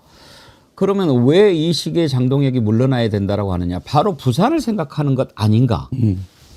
만약에 장동혁이 그대로 있으면 박민식이 됐든 누가 됐든 한동훈을 절대로 당선시키면 안 되니까 센 사람을 갖다 밀려고 그럴 거란 말이에요. 그래가지고는 한동훈도 죽고 보수가 다 죽으니까 빨리 장동혁을 제거해야 된다. 이런 생각에서 조선일보가 그 방향을 잡은 건 아닐까. 그런 생각이 들었어요. 저는 좀 됐다고는 봐요. 근데 말을 안 듣는데 장동혁이. 장동혁 보고 물러나라고 한 지는 듣고 오늘자 신문부터 그러니까 박미가 결정적인 것 같은데 조중동도 이제 제목을 뽑는데 우리가 제목의 톤을 정하지 않습니까? 특히 이제 말하자면 외부 칼럼이라든지 논소리형 칼럼들은 제목 톤이 되게 중요한데 그쵸. 이 제목의 톤이 제가 볼 때는 박미 이후에 한 2단계 정도 업이 됐어요. 그래서 오늘 조선동아중앙이 그걸 다 썼어요. 장동혁 물러나라. 뭐 손절이라는 표현도 나왔고 조선일보 굉장히 노골적으로 썼고 뭐 이런 건데 저는 말을 안 듣는다라는 건 오래전부터 알았을 거예요. 조중동도. 그래서 우리가 많이 했던 얘기지만 제발 조중동이라도 봐라. 그거 유튜브 그만 보고 뭐 이런 얘기 많이 했던 건데 중앙일보가 돌아선 지 굉장히 오래됐고 조선일보도 본격적으로 그 논조가 나오는데 뭐 이 방송 보시는 분들도 유의해서 보실 게 뭐냐면 신문의 논조는 필드에 있는 기자들이 결정하는 게 아니라 사설이나 논소리형 칼럼에서 결정이 나는 거거든요. 그리고 그게 어쨌든 신문사에 있는 의사결정을 하는 데스크들이나 시니어들한테 영향을 미치는 건데 오늘자의 조중동이 일제히 장동혁 퇴진 혹은 손절을 얘기하고 나왔다는 건 굉장히 좀 유의미하게 봐야 되는 흐름이죠. 그쪽에 컨센서스가 이루어졌다 이렇게 볼 수 있는 거죠. 근데 저도 어때요? 예. 이 부분 보면서 정말 예리하시다고 생각되는 게 사실 TV조선이나 조선일보 그리고 조중동 자체가 지금 친한계 쪽으로 기운 것 같다는 느낌이 드셨다고 예. 하셨잖아요. 이 흐름이 얼마 전부터 굉장히 강하게 계속 유지되고 있어요. 그러다가 오늘 아침에 그런 칼럼도 나온 건데 이게 왜 그러냐면 아까 오세훈 시장이 왜 선대위를 독단으로 꾸린다고 했을까요? 지난번에 오세훈 후보가 나온다 안 나온다 막 마지막까지 했지 않습니까? 근데 그 후보 등록 마지막 날까지 서대문 미술관에서 사실은 놀고 있었거든요. 그런데 이제 당에서는 후보 빨리 등록하라고 막 전화로 압박을 하는 상황이었어요. 근데 그때 요구했던 게 그러한 이 선관위 부분을 독단으로 하는 그런 거였는데 목적 자체가 당대표 물러나라였어요. 그래서 나경원 의원이 얼마나 꽃가마를 태워줘야 되냐. 좀 오만방자하다라고 저격했던 것도 그런 부분이고 지금 친한계 쪽이나 한동훈 쪽도 사실 타임라인이 있어요. 리미트가.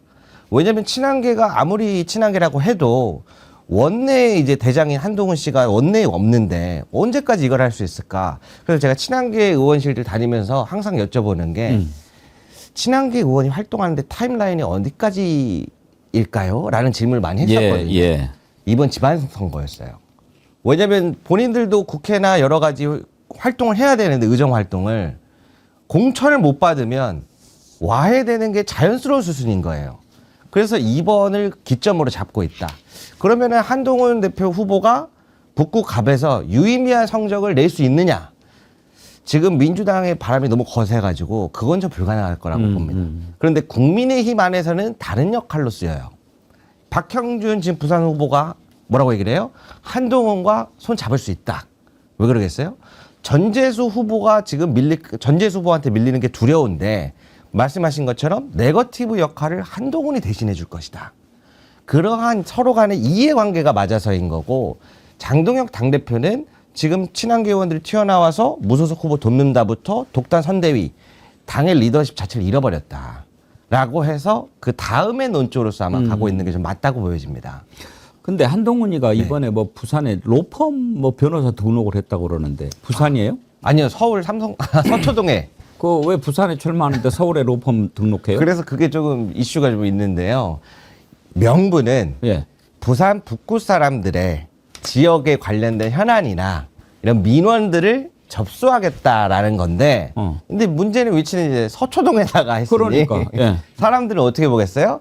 아, 부산 북갑에 당선이 됐다 하더라도 서울 왔다 갔다 해갖고 부산에 없겠구만. 앞뒤 행동이 다르다. 말이 안 되죠. 원래 그런 변호사 비판을 받고 개업한다면 자기가 출마할 그 지역구에 변호사 사무실을 내가지고 무료 변론을 많이 해주고 그렇죠, 그렇죠. 이런 식으로 하는 것인데 부산에 나간다는 사람이 무슨 로펌에 서울 로펌에 그러니까 제가 볼 때 미리 그 로펌이 이제 전혀 생뚱맞은 로펌이 아니라 본인이 알고 지내는 사람들이 하는 로펌이잖아요. 그러니까 네. 그 미리 얘기가 됐던 부분이고 지금 변호사 등록을 한 이유는 선거 공모물에 쓸 이력 때문이죠. 그러니까 직업을 써야 되는데 직업을 뭐 무직이력으로 쓸 수는 수가 없잖아요. 없고. 그러니까 이제 변호사 등록을 했으니까 변호사 어디 소속이 있어야 변호사라는 로펌을 쓸 수 있고 처음에 공모물 때 무소속 같은 경우에는 그 정당 소속도 마찬가지지만 앞에 세 줄을 넣을 수 있거든요. 그러니까 예를 들면 예비 후보 되면 큰 이력을 3개 넣을 거란 말이에요. 한동훈 전 대표가 지금 엄청 머리를 굴리고 있을 거예요.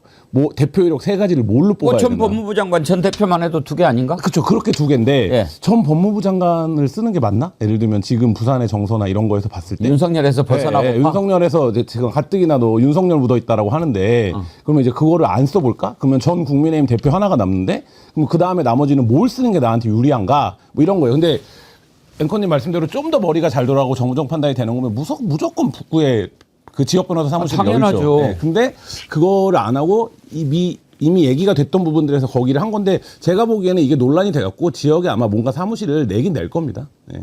이해가 안 되더라고요. 제가 이건 개인적으로 분석하기에는 그 한동훈 쪽 측에 가장 큰 뒷배라고 불리는 조갑재 대표 있지 않습니까? 만나서 이야기를 쭉 들어봤을 때 이번 선거에서 유의미한 승리를 바라지 않더라고요. 장기적으로 갔을 때 결국에는 내란 청산을 민주정부에서 할 것 같고 그러면 지금 찐윤계라고 불리는 사람들이 다 정리되는 수순일 것이다. 근데 거기에 있어서 그래도 계엄 당시에 표결이라도 참여했던 한동훈계가 이번 선거에서는 유의미하지 못하지만 장기적으로 봤을 때 그러한 행보들을 준비하고 있는 게 아닌가 싶습니다. 현실적으로 출마 선언문에도 나오는데 저는 뭐 그 안에서도 다 머리가 좋으신 분들인데 2등이 목표라고 봐요. 그러니까 현실적으로는. 그러니까 뭐 지금 밖에 나와서는 허장성세처럼 당선이 될 것처럼 얘기를 하지만 그래서 이번 재보궐 말고 다음 총선까지 얘기를 하고 있어요. 그래서 제가 아쉽게 생각하는 것 중에 하나가 조국 대표도 거기에서 한번 붙었어야 되는 거 아닌가. 그렇게 해서 한번 해보는 게 정치인 어차피 차기 뭐를 노린다면은 그렇게 한번 해봐야 되는 거 아닌가. 혹시 부산 가보셨나요? 네. 한동훈 만나봤어요? 아니, 그렇지 만나진 않고요. 평택은? 네. 평택은 안 가봤습니다. 우리 김대호 기자는 발로 뛰는 기자니까 혹시라도 한번 현장에서 네네. 분위기를 취재하면은 현장 한번 들려주십시오. 네, 알겠습니다. 제가 현장 분위기보다는 이제 관계된 사람들을 만나서 이야기를 했는데 이제 그 부분과 관련해서도 한동훈 측에서는 지금 그걸 굉장히 아쉬워한다 그래요. 조국 이 대표가 나와야 한동훈 대 조국으로서 자기의 지지율이 잘 나오는 게 목표거든요, 이번에. 그래서 내가 한동훈 오히려 네. 나오기를 원했겠죠. 그렇죠. 그래서 그거를 아직도 아쉬워하고 있다라는 이야기가 나와요. 왜냐면 이제 하정우 수석 이제 거론되긴 하는데 하마평에 오르긴 하지만 나오게 되면 좀 힘든 부분들을 예상을 많이 하나 봐요. 인지도 때문에?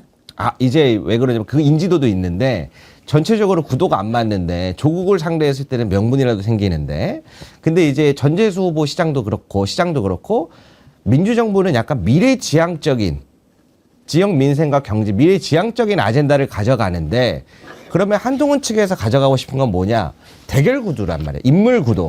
이게 깨지니까 그러한 부분에서 좀 아쉬움을 하고 있다. 그래서 지금 박형준 시장도 후보도 그렇고 전체적으로 지금 민주당의 바람이 엄청 거센 걸 좀 두려워하는 측면들이 좀 보이는 것 같습니다. 예. 그 부산 현장의 목소리 들어보면 뭐 이런 것 같아요. 요약하면 뭐 한동훈 어떻게 생각하세요? 뭐 그러면 딱하대? 뭐 이런 정도예요. 그러면 뭐 민주당에서는 뭐 하정우 AI 수석 뭐 이렇게 얘기 나오는데 뭐 누군지 몰라. 근데 온다카대? 뭐 이런 거예요. 그러면 그다음에 너 어디 투표하실 거예요? 그래서 뭐 우린 재수 없으면 국민의힘이지 이런 반응이 많다는 거예요. 그러니까 이게 무슨 얘기냐면 그 지역이 쉬운 지역은 아니에요, 당연히. 근데 전재수라고 하는 인물이 그 지역에서 오랫동안 기반을 닦아왔기 때문에 그러니까 대구의 김부겸이랑 비슷한 건데 전재수라고 하는 인물에 대한 호감도가 있는 거지 원래 민주당에게 유리한 지역은 아니다라는 거고 이 얘기는 뭐냐면 박민식 후보가 지금 전혀 뭐 혹은 박민식이 아니라 누가 될지 모르지만 거론이 안 되는데 국민의힘 후보가 나오면 기본빵 25% 이상은 한다. 이 지역의 특성상. 그러면 보수적으로 선거는 어쨌든 그 숫자와 공학으로 완성이 되는 건데 전재수 후보가 50에서 53, 48에서 53 사이의 바운더리에 있었어요. 그러면 누가 오더라도 전재수를 대체할 수 없기 때문에 전재수보다 낫겠죠. 근데 민주당이 총력전을 하고 지금 얘기하신 구도나 바람의 측면에서 봤을 때 40 이상을 득표한다라고 보면 몇 프로가 남는 겁니까? 한 60에서 55%가 남아요. 근데 이 중에서 한동훈 후보가 이길 수 있는 유일한 방법은 국민의힘 후보를 15나 10 정도로 만드는 건데 그게 가능하냐? 한동훈이 그 정도 파괴력이 있는 인물이냐? 근데 거기 현장에서도 그렇게 보지는 않는 거예요. 그리고 여기다가 플러스 개혁신당이 나오면 3이나 5를 가져갈 텐데 이 3이나 5는 개혁신당은 여기서는 민주당 표를 뺏으려고 덤비는 게 아니라 한동훈 표를 뺏으려고 덤비는 거기 때문에 그리고 이렇게 되면 구도적으로 한동훈의 대표에게 절대 유리하지 않고 그래서 한동훈 측에서 계속 조국을 원했던 거예요. 그러니까 조국이 나와야 이 민주당을 허물 수 있기 때문에. 근데 지금 이제 그 정도 동력이 붙지는 않는 것 같다. 박민식 이야기 나와서 말인데 지금 뭐라고 얘기하고 다니냐면 한동훈은 그 연고도 없는 대구 기웃거리다가 어디서 튀어날라온 정치 기생이냐. 그래서 지금 말씀하신 것처럼 지금 상황을 살펴보면 국민의힘은 한동훈과 중앙당 쪽과 싸우는 모습. 그리고 뭐 한동훈 죽어라 아니다 장동혁이 죽어야 한다 약간 요게 지금 선거판을 좌지우지하고 있고 앵커님이 초반부에 잘 짚어주신 것처럼 그럼 전략적인 선거 계획은 뭐냐 이 자체가 지금 드러나고 있지 않다. 그러한 부분들이 이번 선거에 있어서 아마 양상을 보여주고 있다. 이렇게 보고 있습니다. 그나저나 민주당은 누가 후보 나올까요? 23일부터 이제 전략공천 지역 재보궐 지역 등 전략공천이니까요. 발표한다고 했으니까 선거 기간 때문에 이제 해야 될 시점이 나오거든요. 부산에 가셨다고 그러니까 어제 어떤 분이 그런 아이디어를 내셨어요. 제가 요즘에 부산 그 관련해 가지고 부산시장 경선 나왔다가 떨어진 이재성 후보 있지 않습니까?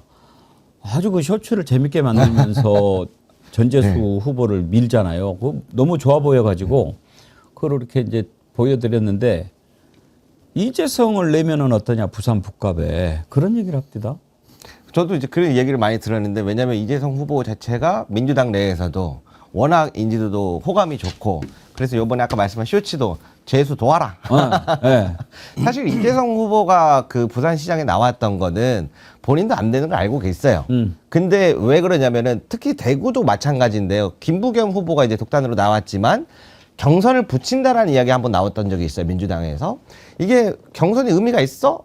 라고 싶겠지만 사이즈가 왜 그러냐면은 이게 유권자들 같은 입장에서는 한번 이거를 경선 투표를 참여해봤냐 안 했냐가 실행력으로 엄청나게 영향이 커요. 특히나 대구나 부산 부울경처럼 민주당을 찍는 게 익숙하지 않은 분들 그런 분들을 위한 약간 연습 게임 같이 해가지고 이거를 올리는 거거든요. 텐션을. 그래서 그러한 부분에서 사실은 좀 희생 당을 위해서 부산을 위해서 조금 희생한 면모가 있어서 그런 얘기가 나오는데 후보가 누가 나오는지는 이야기가 아직 없습니다. 왜냐하면 막 뭐 하정우 수석, 뭐 김동완 부탁 뭐 여러 명이 나오는데 민주당 지지층들 사이에서 여론이 너무 분화되기 시작한 거는 좀 전략적 실책으로 보이는데 저는 그럼에도 불구하고 하정우 수석이 나올 거라고 봅니다. 그래요? 그러니까 사실상의 저는 이제 청와대가 그걸 불쾌한 것 같은데 관계자들 얘기 들어보면 왜 일을 이런 방식으로 하냐. 그러니까 좋은데 왜 일을 이런 방식으로 하냐. 이런 거예요. 그러니까 이게 이제 청와대 입장에서는 몇 번의 사례들이 앞에 사례들이 있는 거예요. 당이 왜 일을 이런 식으로 하냐. 그러니까 이게 뭐 외부 조중동이 말하는 것처럼 찐청이냐 찐명이냐 이런 구조가 아니라 대통령의 일하는 방식과 뭐 일머리에서 봤을 때 야 왜 이렇게 외통으로 짜놓고 우리한테 가져오냐. 뭐 어떡하라는 거냐. 뭐 이런 그 약간의 뭐 이런 게 있더라고요. 근데 그걸로 놓고 보면 하정우 수석이 나갈 수 있죠. 정권 초에 대통령의 성공에서 선거 이기는 것보다 더 중요한 일이 어디 있습니까? 근데 그러니까 차출할 수 있는데 왜 이렇게 일을 가져가냐. 뭐 이런 이거였고 그 중간에 그러니까 예를 들면 하정우 수석도 어떻게 해야 되는 건지를. 근데 하정우 수석이 만약에 최종적으로 나가기로 결정을 한다면 이번 이재명 대통령이 멋진 응수를 한 거죠. 그러니까 이제 보내줘야 되겠구나라고 하면서 그냥 보내는 것보다 절마한테 뭘 좀 입혀서 보내는 게 그래도 쓰지 않겠어? 전국적 단위 인지도를 엄청 쌓은 과정이죠. 뭐 작업 들어오는 것 같은데 뭐 이렇게 하면서 사람들이 하정우 누구? 뭐 이렇게 관심을 갖게 만드는 한 수를 둔 거죠. 그래서 저도 하정우 수석 관련해갖고 이야기가 너무 많이 나와서 취재를 나름대로 해봤는데 상황은 이런 것 같아요. 지금 재보궐 지역 부산, 북구 갑뿐만 아니라 뭐 평택, 하남, 갑 등에 다 전체적으로 해봤을 때 자기의 사유로 뭐 시장으로 나간다던가 이러한 부분으로 이제 재보궐을 치러지면은 이 지역이 혹시나 국민의힘에 가면 어떡하지? 당사자들이 걱정을 엄청 해서 적임자를 엄청나게 물색을 해요. 그 과정에서 전재수 후보도 시장 나가면서 아 여기 부산 쉽지 않은 지역인데 그래서 아 내 고향 후배 하정우 수석이 지금 인지도도 좋고 잘 맞을 것 같아서 당에 추천을 넣은 것 같아요. 근데 당의 지도부 입장에서는 근데 하정우 수석이 대통령실도 에이스잖아요. 아, 이게 쉽지 않을 것 같은데 비공표 여론조사를 아마 돌려봤을 거라고 저는 보는데 제일 잘 나오는 것 같아요. 그래요? 네, 그러니까 이 상황에서 근데 하정우 수석은 대통령실에 어울리는데 근데 이제 강력한 추천도 있고 뒷받침되는 부분도 있으니까 물어본 것 같아요. 지금 이러이러한 상황인데 어떤 것 같습니까? 그래서 이제 이재명 대통령이 어디서 저희 작업 들어오는 것 같은데 이거는 이제 전재수 후보 캠프 그렇죠. 측을 얘기하는 거고 근데 당은 또 당의 입장을 하는 거고 소통 과정에서 이제 여기도 고민되겠죠. 대통령실에 있는 게 좋은데 근데 부산도 중요한데 그래서 이제 하정우 수석은 어떻게 하고 싶냐라고 얘기를 하는 과정인 것 같아요. 그 중에 하나 제일 큰 게 그래요. 그걸 거예요. 선배들한테 다 물어봤는데 그래도 국회의원 빠지가 최고로 하는데 이게 제일 클 거예요. 그 김대호 기자님 나왔으니까 사실은 오늘 이제 한동훈이 뭐 하나 장동혁이 뭐 했나 이런 거 궁금하긴 한데 사실 내란범들 재판 과정 좀 들어보고 싶었는데 잠깐 들려주실래요? 아니면 준비해서 다음 주에 해주실래요? 제 지금 재판을 저희 법조 강지호 기자가 쭉 준비해 놓는 게 있거든요. 왜냐하면 지금 재판이 굉장히 많이 열려서 많은 분들이 지금 뭐가 중요한지를. 근데 요즘에 우리가 못 보고 있는 게 아쉬운 게 전쟁에 지방선거에 그렇죠. 이게 그냥 두 가지 이슈가 확 잡아당겨 버리니까 그거 보셨어요? 윤석열한테 무슨 혐의로 있냐고 물어보는 장면? 뭐예요? 재판장이 물어봤어요. 네. 그래서 출석해갖고 네. 지금 무슨 혐의로 주로 했... 아니 뭐 그게 영장이 하도 많아갖고 나는 지금 잘 모르겠습니다. 그랬어요? 윤석열이가? 네, 그러니까 그 명태균 재판에서 그런 거죠. 명태균 재판에서. 그러니까 그 관련 재판에서 엄청 웃었다. 야, 아주 거기서 지금 마음이 편하다. 나는 지금 현재 혐의도 모르겠다. 이제. 제가 일단은 혹시 몰라가지고 이렇게 지금 이루어지는 재판 중에 좀 봐야 될 것 몇 개를 정리를 해왔는데 한번 보여주세요. 우리 짧게 하나만 예, 어제 그거 하고 그제 갑시다. 있었던 거 다루겠습니다. 이건 예. 왜 그러냐면 국정조사와도 약간 연관이 있어요. 24년 5월에 뭐가 있었죠? 그렇죠. 디올백이 한참 이슈였잖아요. 예. 그 재판 박성재 재판을 하고 있는데요. 5월 2일 날 이원석 당시 검찰총장이 제가 들고 있을게요. 해보세요. 네. 설명해 주세요. 이원석 검찰총장이 서울중앙지검에서 김건희의 디올백과 관련한 명품백 수사팀을 구성을 지시를 해요. 그런데 3일 후에 김건희 여사가 그냥 박성재 법무부 장관한테 전화를 합니다. 연락을 해서 야 이거 나 디올백 수사 어떻게 되고 있어? 물어봐요. 근데 억울했나 봐요. 자기만 수사하는 것 같으니까. 저기 뭐야 김혜경 여사나 김정숙 여사 이런 것들은 어떻게 되는 거야? 그리고 김명숙 전 대법원장은 어떻게 돼가는 거야? 그러니까 이슈를 돌리는 걸로 가는 거죠. 그렇게 연락을 했는데 문제가 어디서부터 되냐면 형사팀부터 검찰국장까지 해가지고 이걸 보고를 또 합니다. 그래서 박성재가 김건희한테 수사가 어떻게 진행되는지에 대한 보고 그리고 반대로 김건희 씨가 이 김정숙 여사나 이런 것들을 빨리 진행해달라고 하는 압박성 이런 것들이 지금 재판에서 진행이 되고 있다. 그렇게 말씀을 드릴 수 있을 것 같고요. 그리고 추가적으로 하나 더 중요한 거는 특검은 어디까지 보고 있냐. 이원석 전 검찰총장의 7초간의 침묵 그때 한참 이슈였잖아요. 이원석을 사퇴를 압박한 게 김건희 아니냐.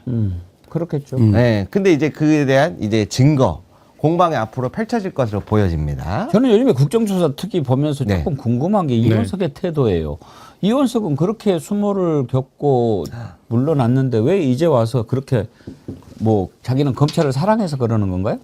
이게 지금 너무 잘 말씀해 주셨는데 이게 핵심이에요. 이원석이 지금 국조특위에서 왜 저러는 거야? 본인도 지금 걸려 있는 게 있죠. 그러니까 그런 태도를 저는 보인다고 보고 있습니다. 맨 처음에. 네. 그러면 나중에 지가 어떻게 해보려고 했는데 그거를 너는 빠져 이렇게 하니까 그냥 그랬던 거고 실제로는 초장에는 다 연루가 돼 있었다. 윤석열, 그러니까 예를 들면 뭐 윤라인에서의 핵심적인 인물 중에 한 명이잖아요. 예를 들면 정권 바뀌자마자 그 엄청 기세등등하게 등장했던 검사 중에 한 명이거든요. 근데 이제 본인이 대부분의 한국의 성공한 검사 스토리가 그런 건데 자기가 잘 나갈 때는 협조를 하다가 뭔가 자기 뜻이 관철이 안 되거나 위의 뜻과 자기 뜻이 어긋나기 시작하면 받아. 조금 그러니까 보통은 받고 미래가 있으면 받고 아니면 억울한 척하는 거거든요. 근데 이현석은 후자죠. 그러니까 그 후자의 전형적인 인물이고 저는 이현석 총장이 얘기하기 시작하면 끝도 없을 거라고 보는데 왜냐하면 거기는 거의 중요한 그러니까 중수부 시절부터 중요한 수사를 늘 같이 해왔던 사이기 때문에 그렇게 보는데 이제 본인은 그렇게 할 수 없고 또 이제 자기가 총장인데 결국엔 검찰 문 닫게 한 순간에 총장이었던 거잖아요. 그러니까 그 즈음에, 그러니까 그런 과정들이 겹쳐져 있다라고 보는데 그 수사에서 예를 들면 지금 구도가 피상적으로 이원석이 뭔가 해보려고 했는데 안 됐다. 저는 그거는 아니라고 봅니다. 이원석은 최후까지 미루다가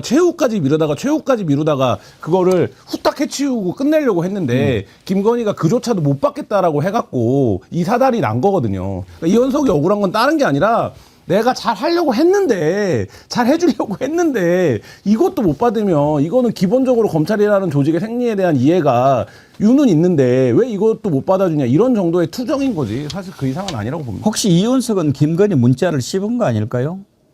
그건 제가 알 수 없는데 아마 지금 말씀 너무 잘 주셨는데 그 당시의 분위기를 제가 그때 취재했을 때 기억하는 게 있거든요. 그러면은 왜 수사팀이 꾸려졌는데 3일도 안 돼서 김건희가 박성재 장관한테 그런 문자를 넣었을까? 그렇잖아요.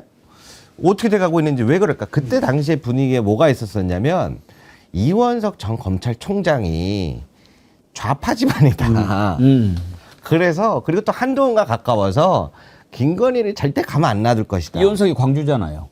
네, 그래가지고 그때 이제 특히 이제 아버지 관련해갖고 민주당 쪽에 가까운 인물이다 이렇게 소문이 났어요. 그 분위기가 되게 팽배했어가지고 김건희 측 입장에서는 이원석을 신뢰하지 못했던 게 아닐까? 그래서 저는 그렇게 그 당시 분위기를 보고 있는데 앞으로 어떻게 날지 한번 봐야 될 것 같고요. 그리고 내란 재판 2심이 중요한 게 뭐가 있냐면 재판부가 차기 대법원장 후보라고 거론되는 사람들이 주로 재판을 맡고 있어요. 네. 그래서 이 분위기는 나중에 한번 우리 재판 메일 들어가고 있는 강지호 기자 모시고 한번 나중에 한번 말씀드리겠습니다. 다음 주 화요일 날 박성재 결심 공판 있죠? 또 김건희도 결심인가? 2심인가? 2심. 예. 이건 어떻게 전망하세요? 일단은 2심은 지금 특검 측이 제가 알기로 10년 이상 이번에 15년 가까이 구형을 했던 걸로 제가 기억을 하는데 한번 확인해 봐야겠습니다만 지난번에 1년 8개월 나온 게 말도 안 되는 결과거든요. 이번에 15년 이상은 무조건 나와야 된다고 봅니다. 왜 그러냐면 1년 8개월도 정말 말이 안 되는 게 유죄 준 부분이 그 받았던 샤넬백이나 이런 것들 있지 않습니까? 이걸 일부러 유죄를 준 거예요. 그 왜 중요하냐면 사실 이게 통일교와 관련해 갖고 캄보디아 ODA 사업으로 막 수십억 세금 해먹으려 했던 기억나시죠? 원래 글로 연결돼야 되는 거거든요. 근데 그 중간에 통일교 행사의 축사를 부탁을 해요. 그래서 조기용 복지부 장관 같은 경우는 영상 축사를 해주기도 해요. 그런데 그거에 대한 보은의 성격이 짬짬이에요. 사실은 그 뒤에는 거대한 해외 원조 사업으로 세금을 후루룩 패먹으려고 했다가 진짜인데 이거를 잡범으로 만들어준 거예요. 아, 김건희가 물품에 눈이 멀어서 이런 걸 안 받았어야 되는 건데 받았다. 그래서 1년 8개월 끊어준 거거든요. 서초동 용어로 제일 싸게 막아준 거예요. 맞습니다. 아, 정리 너무 잘해주셔서 감사합니다. 그래서 이거를 어떻게 다시 하냐. 2심에서는 그 부분을 중점으로 보면 됩니다. 예. 우리 되게 이제 주말에 뉴스들이 많이 생기지 않습니까? 그래서 필사의 기자들을 이제 월요일 날 한번 해보고 싶었는데 그동안에 이제 김대욱 기자님이 아무래도 이제 취재를 이렇게 한 내용 가지고 이렇게 하고 싶어가지고 했는데 하여튼 뭐 꼭 당일 취재한 것 아니고 이런 그동안의 얘기도 들려주고 그러는 거니까 다음 주부터는 월요일 날로 한번 만들어서 해보십시다. 아, 그게 왜 그러냐면 제가 어디 출연할 때 항상 최선을 다하려고. 그럼요. 그 준비가 안 돼 있으면. 그게 우리 김대우 기자님 철칙이잖아요. 네, 시청자분들한테 예의가 아니라고 생각해서. 제가 반성했습니다. 네. 저도 열심히 준비하고. 저도 반성했어요. 우리 모두를 반성하게 한 김대우 기자님. 그래서 이제 평택을도 조국 대표 막 이야기 나오고 하지 않습니까? 그 부분이 사실 중요한 포인트가 뭐냐면 지난주에 법사위가 밤 11시 돼서 열린 걸 아마 보고 이게 왜 그러지? 깜짝 놀란 분들이 있을 거예요. 그랬나요? 네, 지난주 법사위가 본회의가 밤 11시 넘어서 열렸어요. 왜 그러냐면 지금 민주당과 진보 사정당 해가지고 정치개혁특위라고 해가지고 이번에 합의하기로 한 부분들이 있는데 거기서부터 조금 트러블이 있었어요. 그래서 지금은 그거를 서로 얘기하면서 잘 해나가는 단계에 있는데 거기서부터 평택의리, 진보당, 뭐 조국 대표 싸우는 모습이 나오잖아요. 그 부분에 대해서 설명이 필요하다. 요거는 제가 다음에 한번 시간 낼 때 준비해 오겠습니다. 네. 장동혁은 우리가 하도 많이 얘기를 해서 네. 특별히 다룰 건 없는데 혹시 이제 두 분 필사의 기자들이 오셨으니까 혹시 우리가 좀 못 들었던 거 그런 얘기 있으면 좀 들려주세요. 장동혁이가 마지막에 저 사흘을 연장했잖아요. 네. 그런데 실제로 출국 수속을 다 받고 집까지 붙였는데 국무부에서 메일을 받고 돌아갔다 이렇게 얘기하는데 그게 사실입니까? 사실이죠. 오늘 아침에 중앙일보가 보도한 내용, 중앙일보가 지난번에 7인회동도 그렇고 굉장히 내밀한 얘기에 대한 보도에 지금 강해졌는데 예. 굉장한 빨대가 있다는 거죠. 근데 지금 중앙일보 오늘 아침에 보도한 거는 조정훈 의원 아니면 김대식 의원이나 김장겸 의원이 직접 말해주지 않으면 알 수가 없는 상황에 대한 보도가 나왔는데 뭐냐면 하루 더 연장하자고 했다는 거예요. 예. 김민수 최고가. 그러니까 나머지 의원들이 지금도 여론이 안 좋은데 왜 연장을 하냐라고 받았다는 거고 그러니까 그러면서 거기에 한 의원이 그때 그 부의 사진 말고 또 유출될 사진이 있냐 이렇게 따져 물었다라는 거예요. 그러니까 이제 몰랐다는 거죠. 그래서 우린 돌아가겠다라고 얘기를 했다는 거고 그래서 결국엔 장동혁이랑 김민수만 남게 됐다라는 건데 저는 여러 워딩들이 그런 기사에서 워딩을 쓸 때 굉장히 말하자면 주의를 합니다. 어떤 워딩이 들어가고 안 들어가고. 근데 저는 굉장히 거기에 치명적인 거가 워딩이 세 가지가 들어가 한 문장 안에 들어가 있던데 뭐냐면 첫 번째는 뭐냐면 불확실하게 할 수 없다라는 거예요. 그러니까 그 얘기는 뭐냐 거기에 있는 의원들 현역들이 이 일정 전체를 모르는 거예요. 모른다라는 거가 있는 겁니다. 그리고 거기서 뭐라고 얘기하냐면 대표 외교라는 표현을 씁니다. 이게 의원 외교가 아니다. 대표 외교인데 왜 이렇게 불확실하게 하냐 이 얘기를 해요. 대표 외교라는 건 뭐냐면 야당 대표가 미국을 갔던 게 2번 있습니다. 첫 번째가 누구냐면 이회창 전 대표 시절에 있습니다. 그리고 박근혜 대표 시절에 있습니다. 이때 근데 장동혁 대표가 왜 미국을 갔지? 이렇게 생각을 했는데 그거를 벤치마킹한 거구나. 이회창과 박근혜가 갔을 때. 근데 그 당시 이회창 총재와 박근혜 대표와 장동혁은 결정적으로 두 가지의 차이가 있습니다. 뭐냐면 그때는 미국 국무부가 한국 정치 상황에 대해서 매일 몇십 페이지짜리 리포트로 정리를 할 거예요. 그때 이회창과 박근혜는 가장 유력한 대선 주자였고 대세론을 형성하고 있던 주자들이었는데 장동혁은 미국 국무부가 모릅니까? 장동혁이 지금 한국에서 어떤 처지인지 그냥 대표라는 타이틀만 있을 뿐이지. 근데 나도 이회창이나 박근혜처럼 미국에 가서 그때 박근혜 전 대표 같은 경우 그때 막 가서 국무장관도 만나고 굉장히 많은 사실상의 대통령의 대접을 받았고 준하는 대접을 받았고 그때 나온 유명한 말이 김종인 비대위원장이 자주 써먹는 별의 순간이라는 말이거든요. 기억하실지 모르겠는데 한국 독재자의 딸이 지금 별의 순간을 맞이하고 있다. 이게 기사 제목이었어요. 그 양반이 그때부터 별의 순간을 썼나 보구나. 미국에서 먼저 쓴 표현이죠. 라이징 스타라는 표현을 썼었는데 윤석열한테 처음 쓴 게 아니고. 근데 그러니까 그런 그림을 염두에 두고 대표 외교를 한다고 생각하고 왔구나. 그리고 근데 일정이 메이드되지 않았었구나. 그다음에 마지막에 뭐가 나옵니까? 김민수가 뭐라고 얘기를 했냐면 국무부한테 여유롭게 일정을 줬다라고 얘기를 해요. 그러면 이게 무슨 얘기입니까? 이 일정 전체 오거나이징을 당에서 한 게 아니라 김민수가 한 거구나.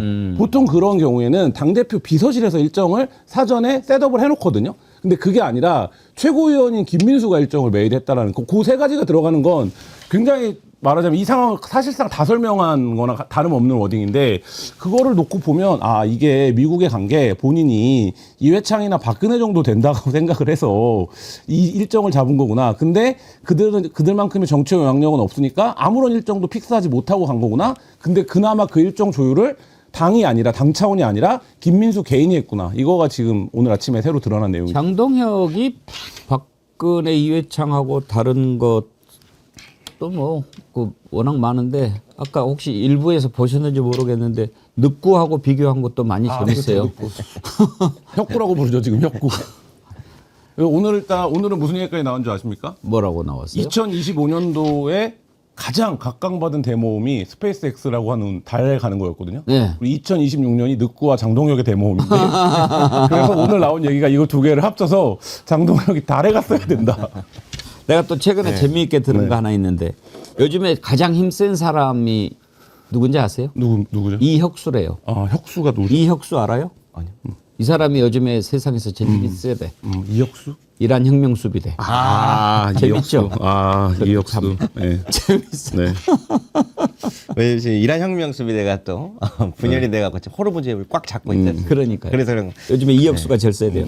그런데 네. 혹시 김대호 기자님은 이번에 장동혁 관련해서 우리가 좀 못 들은 얘기 뭐 있어요?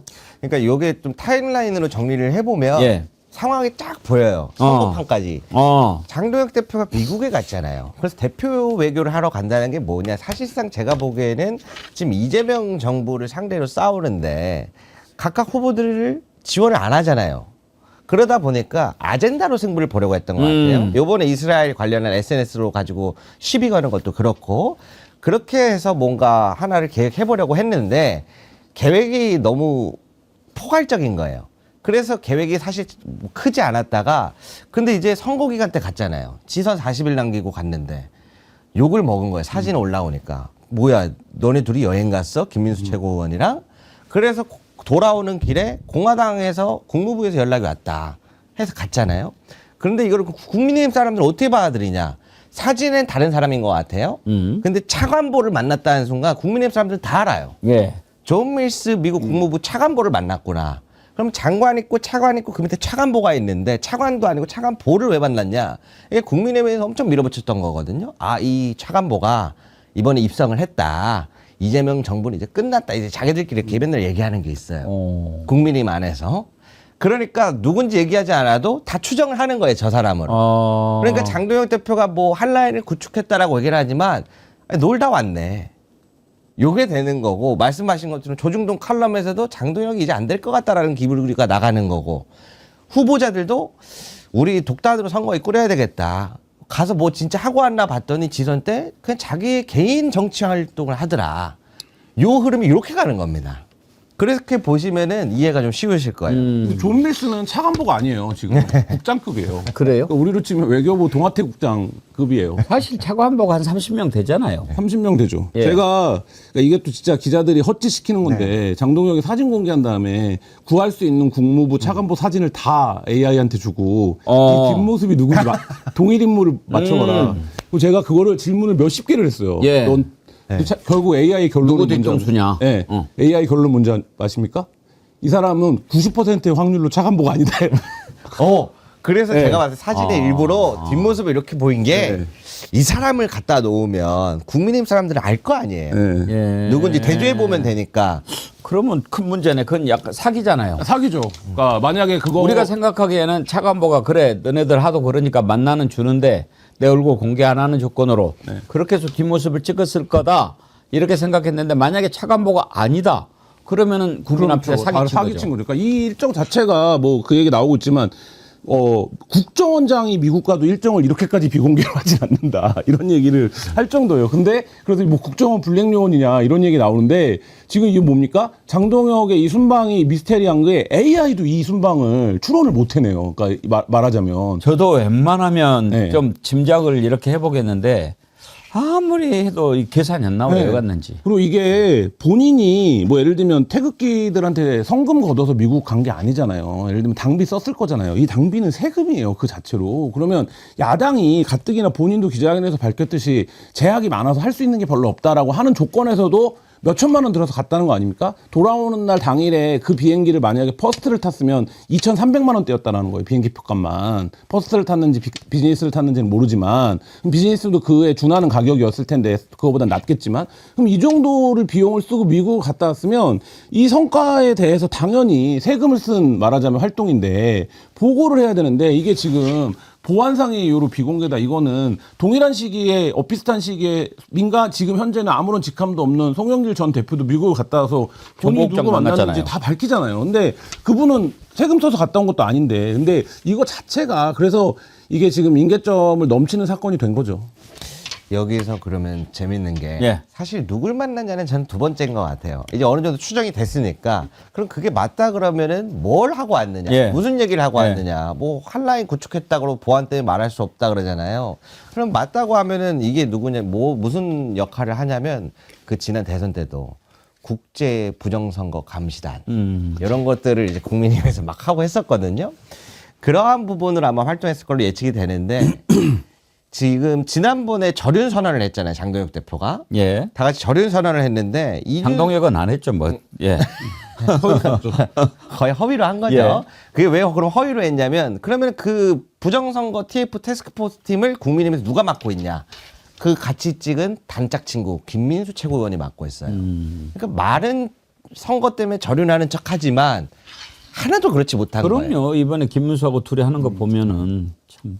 근데 뭐 이게 굉장한 국익의 훼손이 어느 지점에서 발생하는 거냐면 미국의 동아태 국장이 담당하는 부정선거는 뭐냐면 아시아 태평양에 있는 여러 독재 국가들이 선거를 지들 멋대로 한다. 그러니까 우리가 보기에는 미국적 가치에 맞지 않는 선거다. 민주적 가치에 맞지 않는 선거를 한다. 그러니까 그런 나라들에 대해서 미국이 어떤 외교적인 제재나 지원을 끊어야 된다. 이런 방향성으로 활동을 하는 거거든요. 근데 여기에 한국 제1야당 대표가 가고 지금 얘기한 대로 만약에 우리도 부정선거를 하는 것 같아요. 이렇게 얘기를 해버리면 이게 무슨 상황입니까? 지금 대통령은 리더십 외교라고 해서 이란 말하자면 호르무즈 해협 문제에 직접 개입하려고 하고 거기서 목소리를 국제사회에서 리더로서의 목소리를 내려고 하는데 제1야당 대표는 우리는 선거 시스템조차 제대로 운영할 수 없는 수준이라 우리가 선거에서 지는 이유는 부정선거 때문인 것 같아요.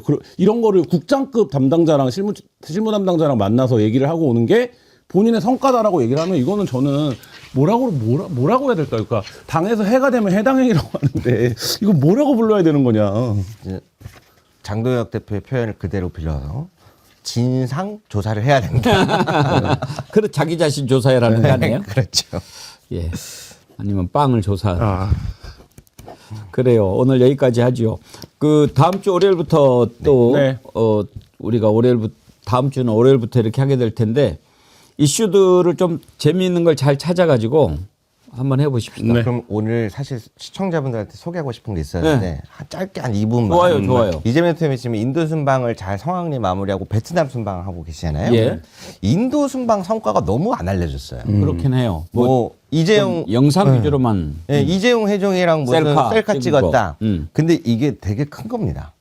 왜 그러냐면 그게 96년도 인도에서 설립된 삼성 공장에서 생산된 갤럭시 플립 7으로 셀카를 찍었다라고만 기사가 나와요. 근데 이게 왜 중요하냐면 메이크 인 인디아라 그래가지고 인도의 나렌드라 모디 총리가 밀고 있는 핵심 정책이에요. 예. 자국품을 만들어서 애용하자.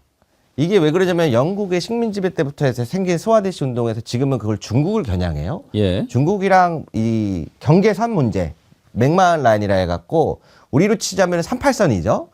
그것 때문에 계속 중국이랑 수백 년간 싸우고 있어요.